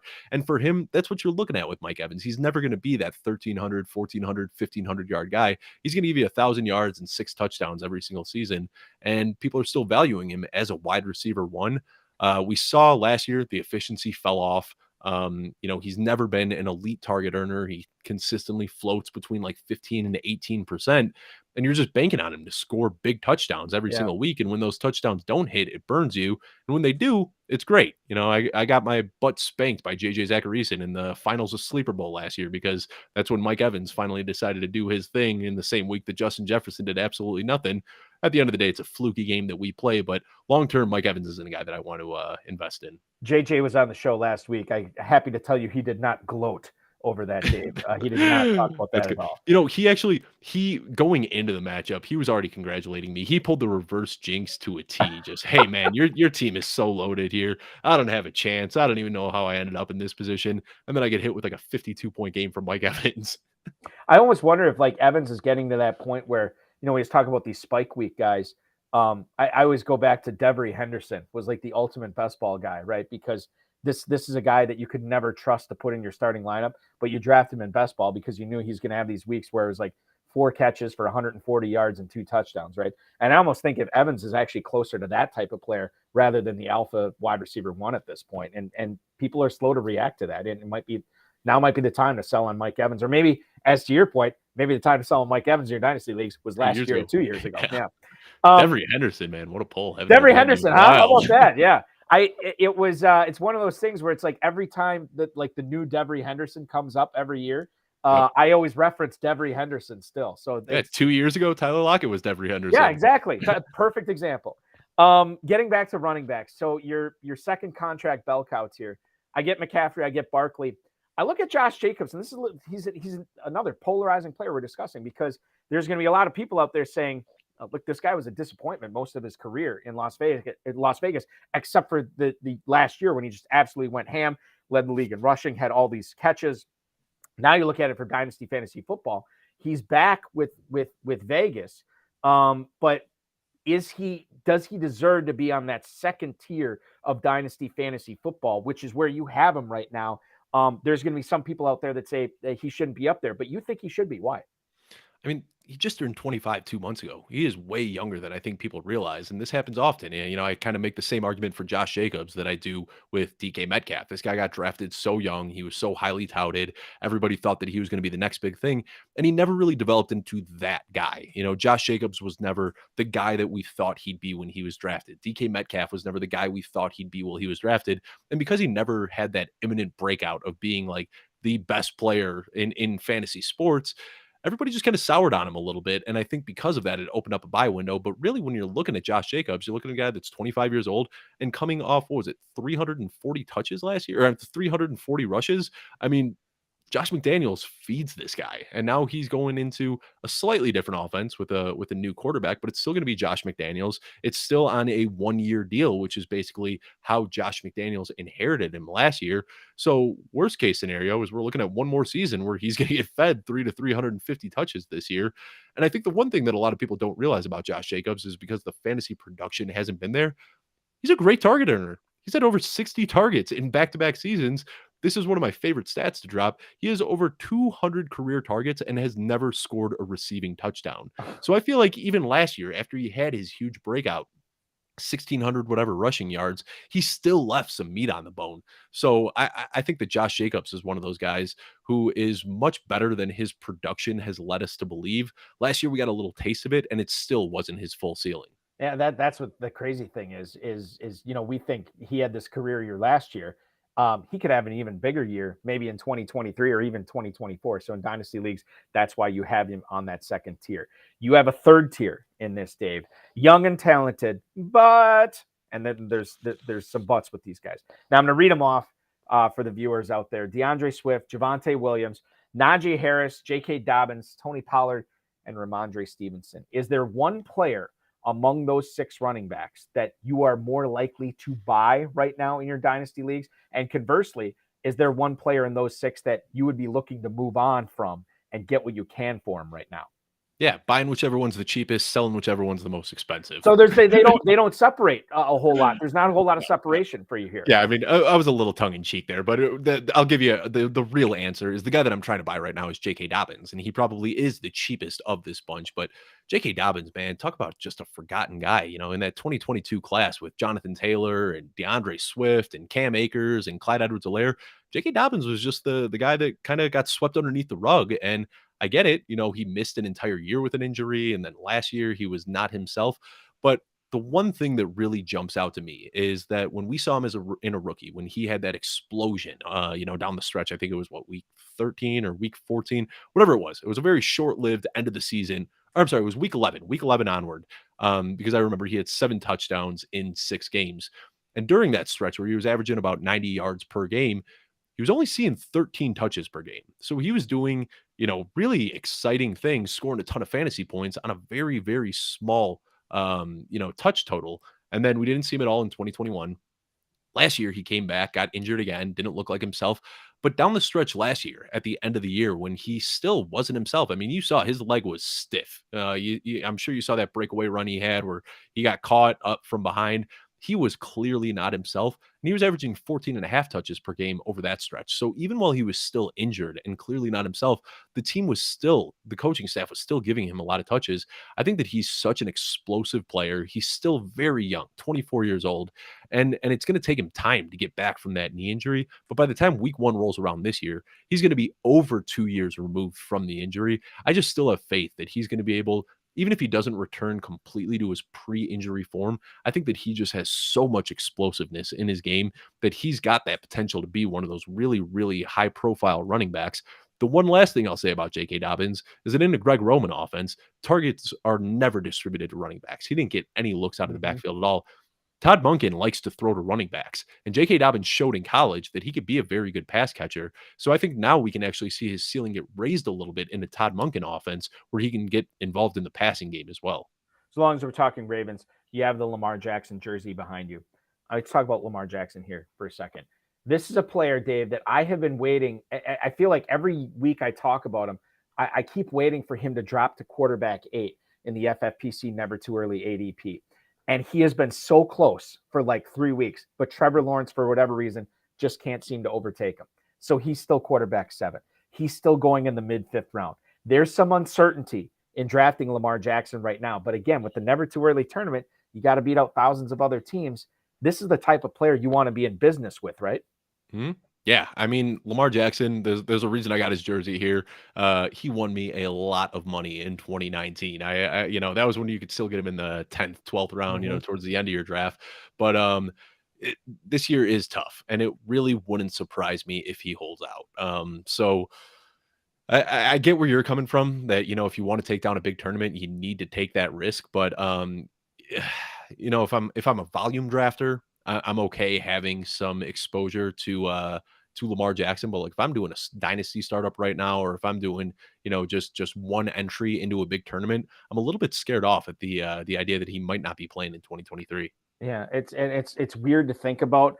But I never thought Le'Veon Bell would sit out an entire season, and until it happened. And now there's a precedent, and we'll see what happens going forward with Lamar Jackson. Last thing I want to ask you about with the running backs, you have a wrong side of the age curve, okay?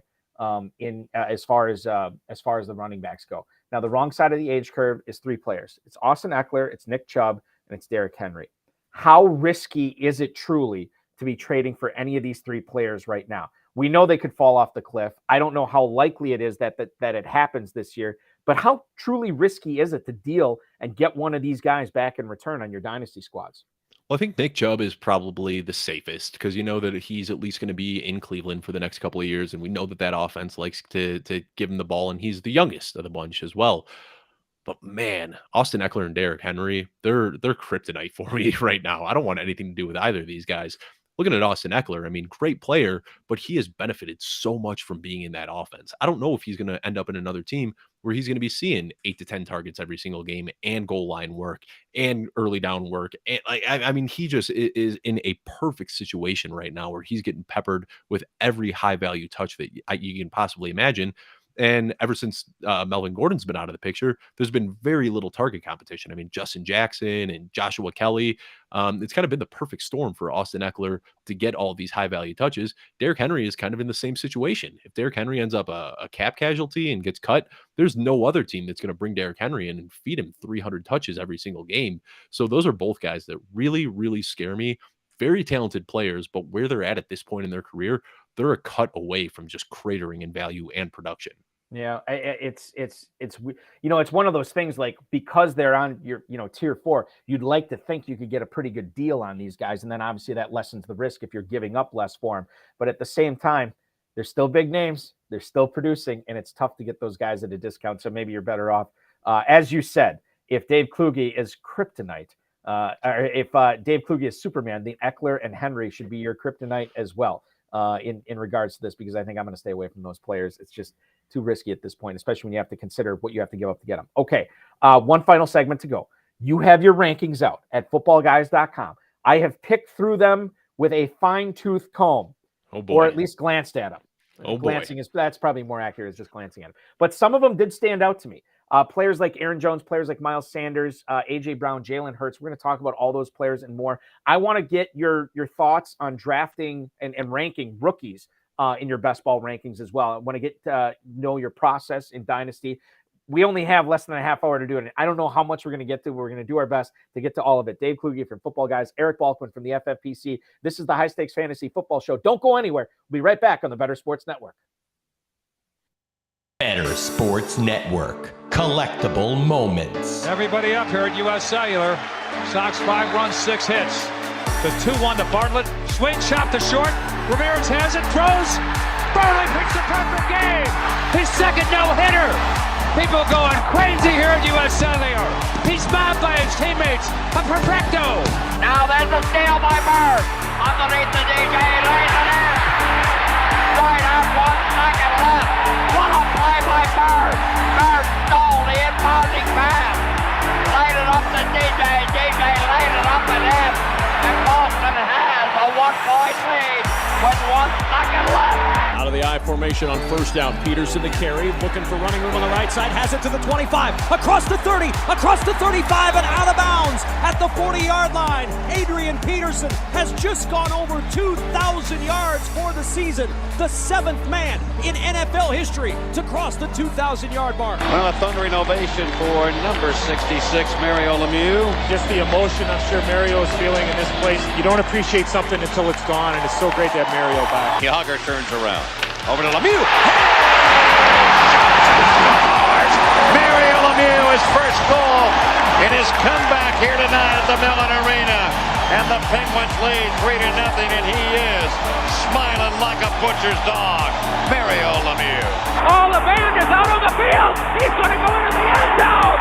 The Bears have scored, but the Bands are out on the field. Pearson moves in front of the STP Dodge. Petty comes back to the inside. They almost touch as they move down low in the banking. They're going to be side by side as they exit the bank and head for the finish line. Richard Petty goes back in front. They both spin. They're in the wall. Petty is sliding, slamming into the wall. He's coming down toward the finish line. Will he make it? Pearson is still running. The winner is car number 21. An amazing finish. Richard Petty's car demolished in the front end, as well as car number 21. An unbelievable finish, a terrible crash. David Pearson has won the Daytona 500. Leitner catches, comes down, dribbles, shoots, scores! Christian Leitner has hit the bucket at the buzzer! Pitched by Downing, swinging, there's a drive into left center field. That ball is gonna be out of here. It's gone. It's 7-15. There's a new home run champion of all time, and it's Henry Aaron. The most valuable player is Magic Johnson.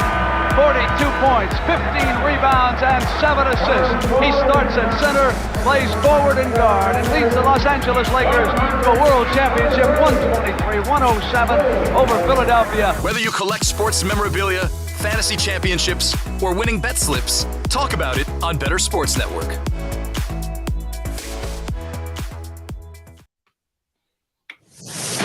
It's the High Stakes Fantasy Football Show on Better Sports Network.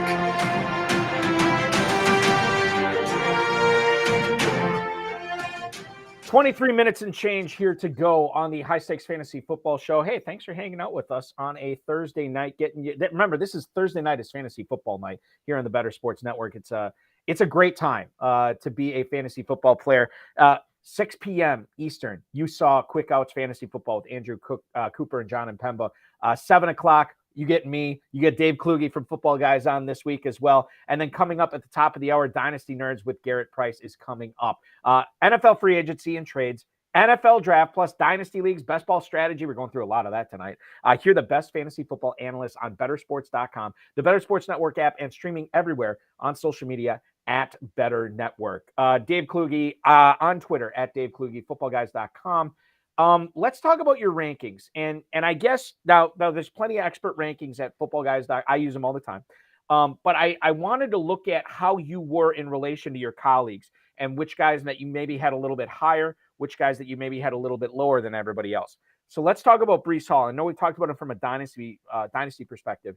How concerned are you about, again, just redraft for this portion of the program? How concerned are you about him coming off this ACL tear to be, and let me bring this up too, as I ask you this question. Right now in the Never Too Early FFPC Best Ball Tournament, Breece Hall is currently going at running back 9, Dave, at the 211. The ACL tear. Let's talk about it and how concerned you are with it. I'm actually just realizing right now that I am below consensus on Breece Hall compared to the rest of the guys on staff. I thought that I was pretty confident in him, but it looks like everybody else on staff is even more confident in him. I will also say I didn't know you were going to be picking through these with a fine-tooth comb. I would have updated them beforehand. I didn't. They're a couple weeks old, and it's tough, man. Doing rankings this time of year, redraft rankings, is really, really, really hard because so many things that we, you have to guess right now more than anything else. So I'm kind of shocked to see that the rest of my staff has him at 9th overall, but I like to see the faith that everybody else has in him. I think that he's going to bounce back just fine too. If he wasn't coming off the ACL tear, he'd probably be my RB1 this year. But that ACL obviously is a little bit concerning. Data shows us that a guy in year one coming off the ACL tear usually does have some sort of a setback, unless you are Adrian Peterson. He seems to be the outlier there. The one thing that I will say, though, is hearing from, doctors and physical therapists and everybody that studies this sort of stuff, it does seem like he's progressing well. It was supposedly a pretty clean tear. We've got the word from Robert Saleh last week that he is looking good. So again, I haven't updated these in the last couple of weeks, but definitely going to be moving him up a little bit after that news. We talked about it earlier, where I think when we were kind of going through this or this guy talking about Saquon Barkley, Breece Hall falls in as my RB7 right now. So behind some of the big names, behind Barkley, behind Bijan, but still comfortable taking him in the mid to early second round. We talked about, I think Jordan McNamara actually said this on his show as far as Dynasty goes, just avoid 49ers running backs because it's so hit or miss. And I think for many years, and to a certain extent, it's still kind of true. I heard from, I talk to high stakes fantasy football players all the time, and they always said, avoid the Patriots running backs. Ramondre Stevenson actually kind of bucked that trend a little bit last year to the point where he is now going as running back 13 in the Never Too Early FFPC Best Ball Tournament at the 310. However, Patriots still do have some guys behind them, and they certainly could look at drafting another running back. Is it just inevitable that somehow Stevenson is not going to be a wise fantasy investment, drafting right now and getting him at the end of the third round? Is that too high of a price to pay, Dave? Yeah, and this is one of my biggest flag plants, compared to the rest of the guys on staff. I am way below Ramondre Stevenson for that exact reason. And if he makes it through the draft unscathed, I will be forced to move him up in my rankings. But I don't think that we're going to see him just land into this role where he's going to see 250, 300 touches. And I think that's what people are expecting. That has never been the Bill Belichick way. I think the reason last year that he ended up with a lot of the volume is because they had big plans for Damian Harris. When both of these guys were on the field over the last 2 years, Damian Harris got the majority of the snaps and the majority of the touches. Damian Harris hasn't been able to stay healthy for the last couple of years, which opened up an opportunity for Ramondre Stevenson. But I think that Pierre Strong is going to take a lot of that pass catching work. Kevin Harris is a guy that I think that we can look out for to take away some of the goal line and rushing opportunities. But I think the biggest thing is that they end up spending their first or their second round pick on a running back. Even with Ramondre Stevenson there, they've tipped their hat that they're interested in adding to that backfield. Right now, they're trying to put as many weapons around, whether it's going to be Mac Jones or Bailey Zappi. I don't even know at this point, but they're trying to bring as many weapons in as they can. So where are they picking? I think 14 is where they're picking in the draft.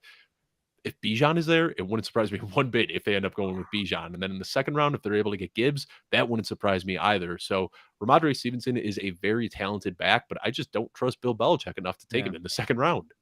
One of the things, I've been playing fantasy football now for almost 30 years.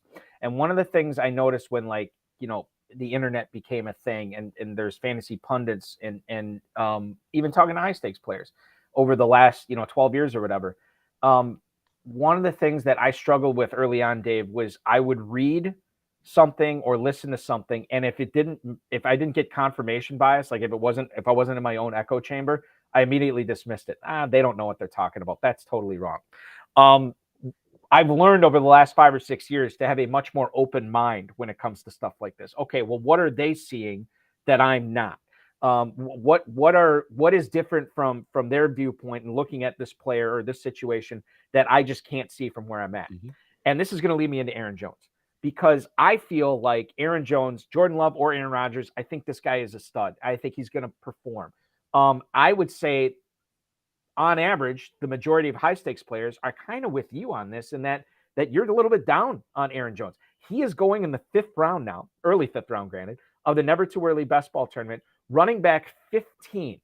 Why are you down on Aaron Jones? Maybe I'm too close to the situation. I just got to take a step back and get another viewpoint on this. Why are you down on Aaron Jones in 2023? Really, it just comes down to my lack of faith in Jordan Love more than anything else. I think we already talked. I mean, we talked about it in the first segment of this show a couple hours ago, where I don't think either of us expect Aaron Rodgers to be back, and Aaron Rodgers was able to lead a hyper efficient offense. So what we're betting on right now is that this offense is going to maintain its pace with Aaron Jones, and there's just some red flags there with Jordan Love. It could happen where he can take the step forward and be a great quarterback, but I'm just not banking on him being at Aaron Rodgers level and supporting that type of offense. And then you look at Aaron Jones, now 28 years old. He's getting to that age when we see guys start to step back a little bit. And last year, he, actually, I believe I'd have to double check, but I think he saw a career high in touches last year, That's correct. Which was kind of surprising at that age. I will be completely honest with you.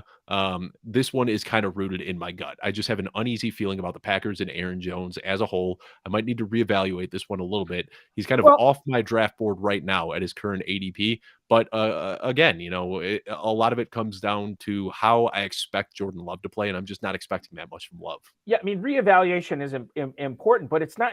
To my point earlier, you're not on an island on this. There's plenty of people who are with you on this as well. And that's why I say, look, maybe I'm missing something, or maybe I'm just drafting Aaron Jones in way too many spots this year. That could be too. I've done that before. I love Aaron Jones. I mean, last year I was beating the drum for him. I think I hit him as my RB4 or RB5.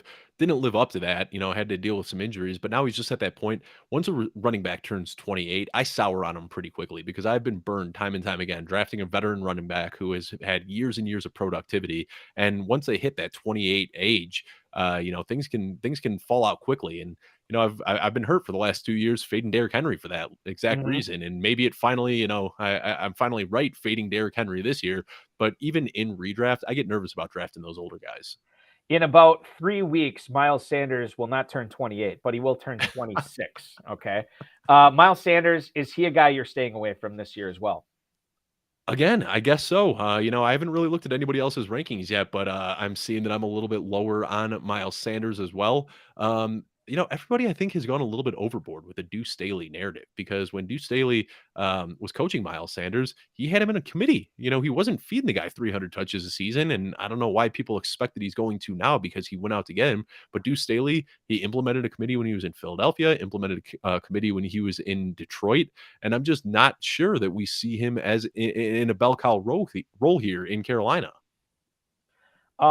Let's shift away from the running backs here. I want to move on and talk at least about one receiver and actually a couple of Eagles here back to back. AJ Brown, I look at where you have him ranked. I think you had him 6th overall. I could be wrong on this, but I know it was quite a bit higher than your colleagues at Football Guys. He had his breakout last year. I mean, we should be on AJ Brown right now, and yet it doesn't seem like we totally are as a fantasy industry yet. And fantasy football players, high stakes ones, in the Never Too Early Best Ball Tournament. AJ Brown right now, as I look at his ADP, he's wide receiver 7. You can get him at that 1-2 turn. Is that still too low? Yeah, I mean, I'm taking him, like you said, 6 off the board in PPR leagues. I don't know if those are full PPR ADP. Full PPR, yes. Yeah, but I mean, the guy's target hog. He's hyper efficient. He's on a great offense. I don't know what there is not to love about AJ Brown. I mean, we've seen years where he displayed the strong metrics to us that we want to see. Finally put it all together last year. I believe he's my wide receiver 3 or 4, but I think the big thing with my rankings is that I don't have a lot of running backs high. So while AJ Brown is, my 6th guy off the board, he's, I still have Justin Jefferson, Cooper Kupp, and Jamar Chase ahead of him, but the only non-wide receivers I'm taking ahead of AJ Brown are Travis Kelce and Christian McCaffrey. So I think that's the big thing is just how I rank players. I'm much more apt to take wide receivers earlier. So most people are probably taking Jonathan Taylor and Austin Eckler ahead of AJ Brown, and I prefer AJ Brown to both of them. Ranking philosophy question.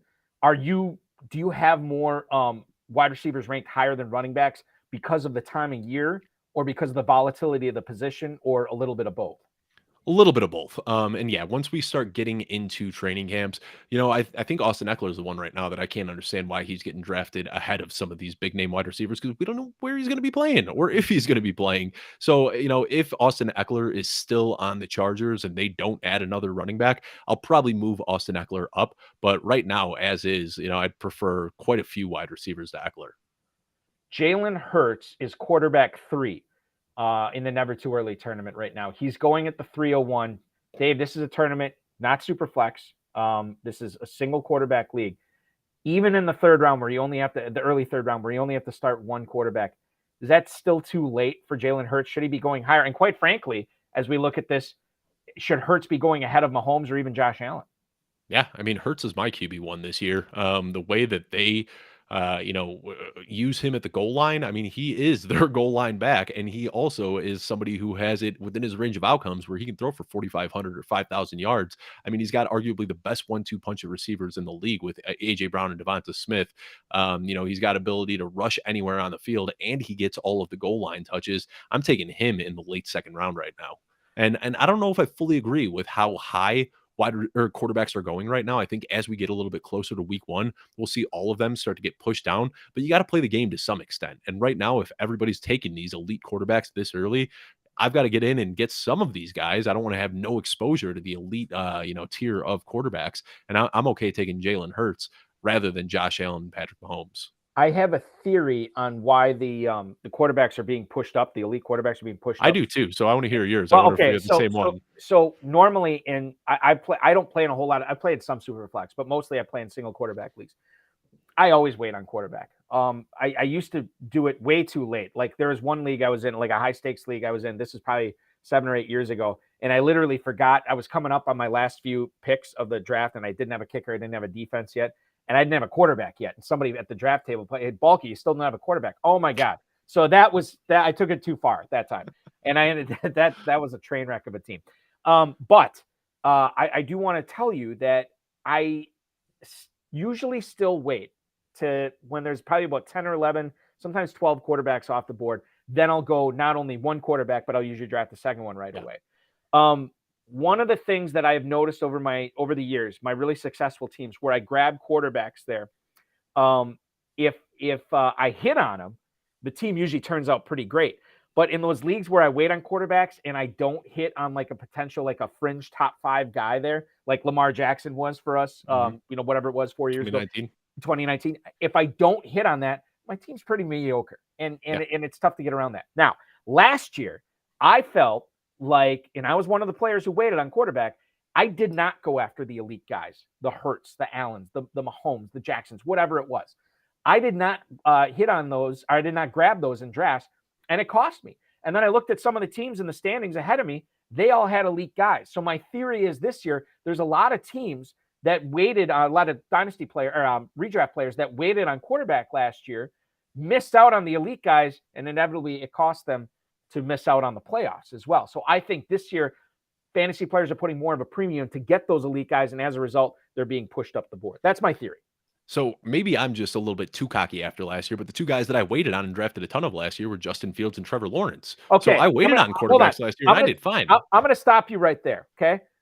Usually, okay, by the way, that's even higher than you're saying. Yes, that was a fantastic job. They were 9-10 QB. Right. Yeah. When I waited on quarterback, I probably just waited too long because my quarterbacks were Dak Prescott. My quarterbacks were Mac Jones, Zach Wilson. Now I didn't take it to that level, but like Derek Carr was another one. Derek Carr was all right last year, but I did miss out on I missed out on Fields. I did get Lawrence in a couple of spots, but I'll tell you what did pay off for me in a couple of my leagues. The benefit of having Prescott get hurt, and I think Stafford got hurt right away too, didn't he? If I remember correctly. The guys I got off the waiver wire, Jared Goff and Geno Smith, and they carried my teams for quite a bit. So last year I waited on quarterback. I didn't draft the correct ones like you did. And then you found them on waivers. And then I found, not to the level of Fields and Lawrence, but yeah, I found suitable guys. Yeah. So my theory is, especially on Underdog, where you're seeing these guys really, really get pushed up, is because they do a lot of the weekly slates. And on those like single, like if you're just playing Sunday afternoon, a lot of times there's only 2 elite guys there. So you'd see Lamar Jackson and Jalen Hurts would be the first 2 guys off the board. Patrick Mahomes and Josh Allen would be the first 2 guys off the board.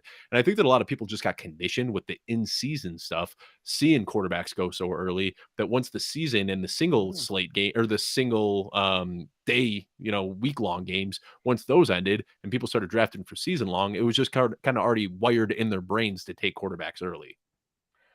We're running out of time, but I do want to hit on this because we did not talk a lot of Dynasty tonight as far as rookies go. And it was by design. And some viewers might say, well, why aren't we talking more about this? We're coming up on the NFL draft. You have a unique way of looking at rookies. And I know you've touched on it already a little bit tonight, but I want you to kind of elaborate on that.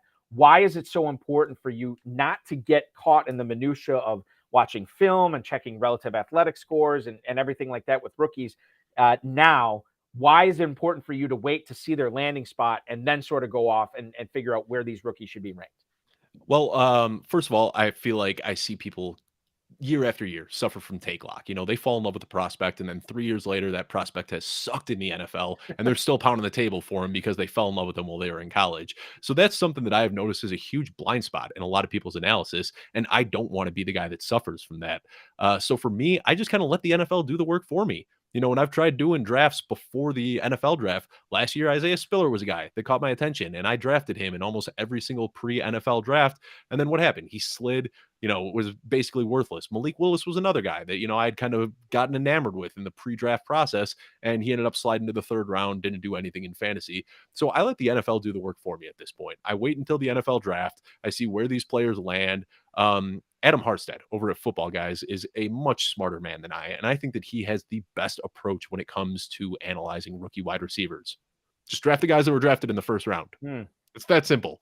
If a guy's got first round draft capital, draft him. And really, that is kind of the secret to success. I also think that you can learn more about a player in their rookie year than you can through their entire college career. Looking at colleges where they're playing against subpar talents, there's so many metrics that go into it that you can twist the numbers to tell any story you really want. I want to see exactly how a guy looks week one when he hits an NFL field and has to play against that talent, and that's where my evaluation starts. You mentioned at the top of the show, you are one-stop shop for all the Dave Kluge content. Footballguys.com is where to go, right? Yes, sir. At Dave Kluge on Twitter, the Launchpad, anywhere you get podcasts. I know the last published one you had, or at least I had it up here originally. You had Matt Harmon, Alfredo Brown on that one, but you had C.H. Herms, and I forget the other one that you said you just recorded today. Nate Polvote over at Player Profiler. Exactly. So, and that'll be coming out. Is that already dropped, or is that going to drop tomorrow? We did just this afternoon, and we talk about our favorite targets and fades based on underdog ADP. The Launchpad is where you can find Dave Kluge in audio form, written form, footballguys.com, and on Twitter at Dave Kluge. Dave, I had a blast. I learned so much. This was awesome. Thanks so much for doing the show, man. I appreciate it. Of course, man. Thank you. And the beard looks great, by the way. I've been trying to work that into the conversation for the last 2 hours. You were baby face last time I saw you, man. It looks great. Keep it up. Yeah. I can't remember the last time my hair's been this long on my face or on my head. So I definitely am due for a haircut. I want to thank Dave Kluge, our producer, Anthony Rivera. We're back 7-6 Central next Thursday. Remember to go to myffpc.com. You can win $25,000 in the FFPC Never Too Early Best Ball Tournament. You can also go there to pick up some Dynasty Orphans as well. Again, those go from anywhere from $77 to $2,500 normally, but some of those are priced down as low as $1, and you can get those right now at myffpc.com. While you're there, you can check out all the great startup drafts that we have going on at the $100 level. We have live drafts, we have slow drafts. Some start before the NFL draft, some start after the NFL draft. So whatever you want, we have it for you there right now. I want to thank I already did thank Anthony Rivera. Did a great job on the rundown tonight. Remember to check out Dave's rankings at footballguys.com. The pieces that we talked about on the program tonight, the Dynasty running back landscape, Dynasty wide receiver landscape, those pieces are found at footballguys.com. We didn't get a chance to talk about the assessing the quarterback landscape in Dynasty. That is already up at footballguys.com. And as Dave said, the tight end one he is working on right now, the FFPC tight end premium guys will definitely care about that. You can check that out over at footballguys.com. Dynasty Nerds with Garrett Price is up next. I wanted to promo next week's show, but I can't tease it yet because I haven't gotten final confirmation from Garrett on it. But there's a chance Garrett might be on this show next week, and I might be on Garrett's show next week with Dynasty Nerds. Yeah, it's going to be a 4-hour bonanza on Thursday night if we can make it happen. I don't want to promise anything, but it could happen next week. That's going to be a lot of fun. We're 2 weeks away from the NFL draft. We're having a lot of fun. Thanks so much. He's Dave Kluge. From Football Guys, I'm Eric Balkman from the FFPC, the High Stakes Fantasy Football Hour, and the RotoViz High Stakes Lowdown. Garrett Price is up next with Dynasty Nerds. This is the Better Sports Network.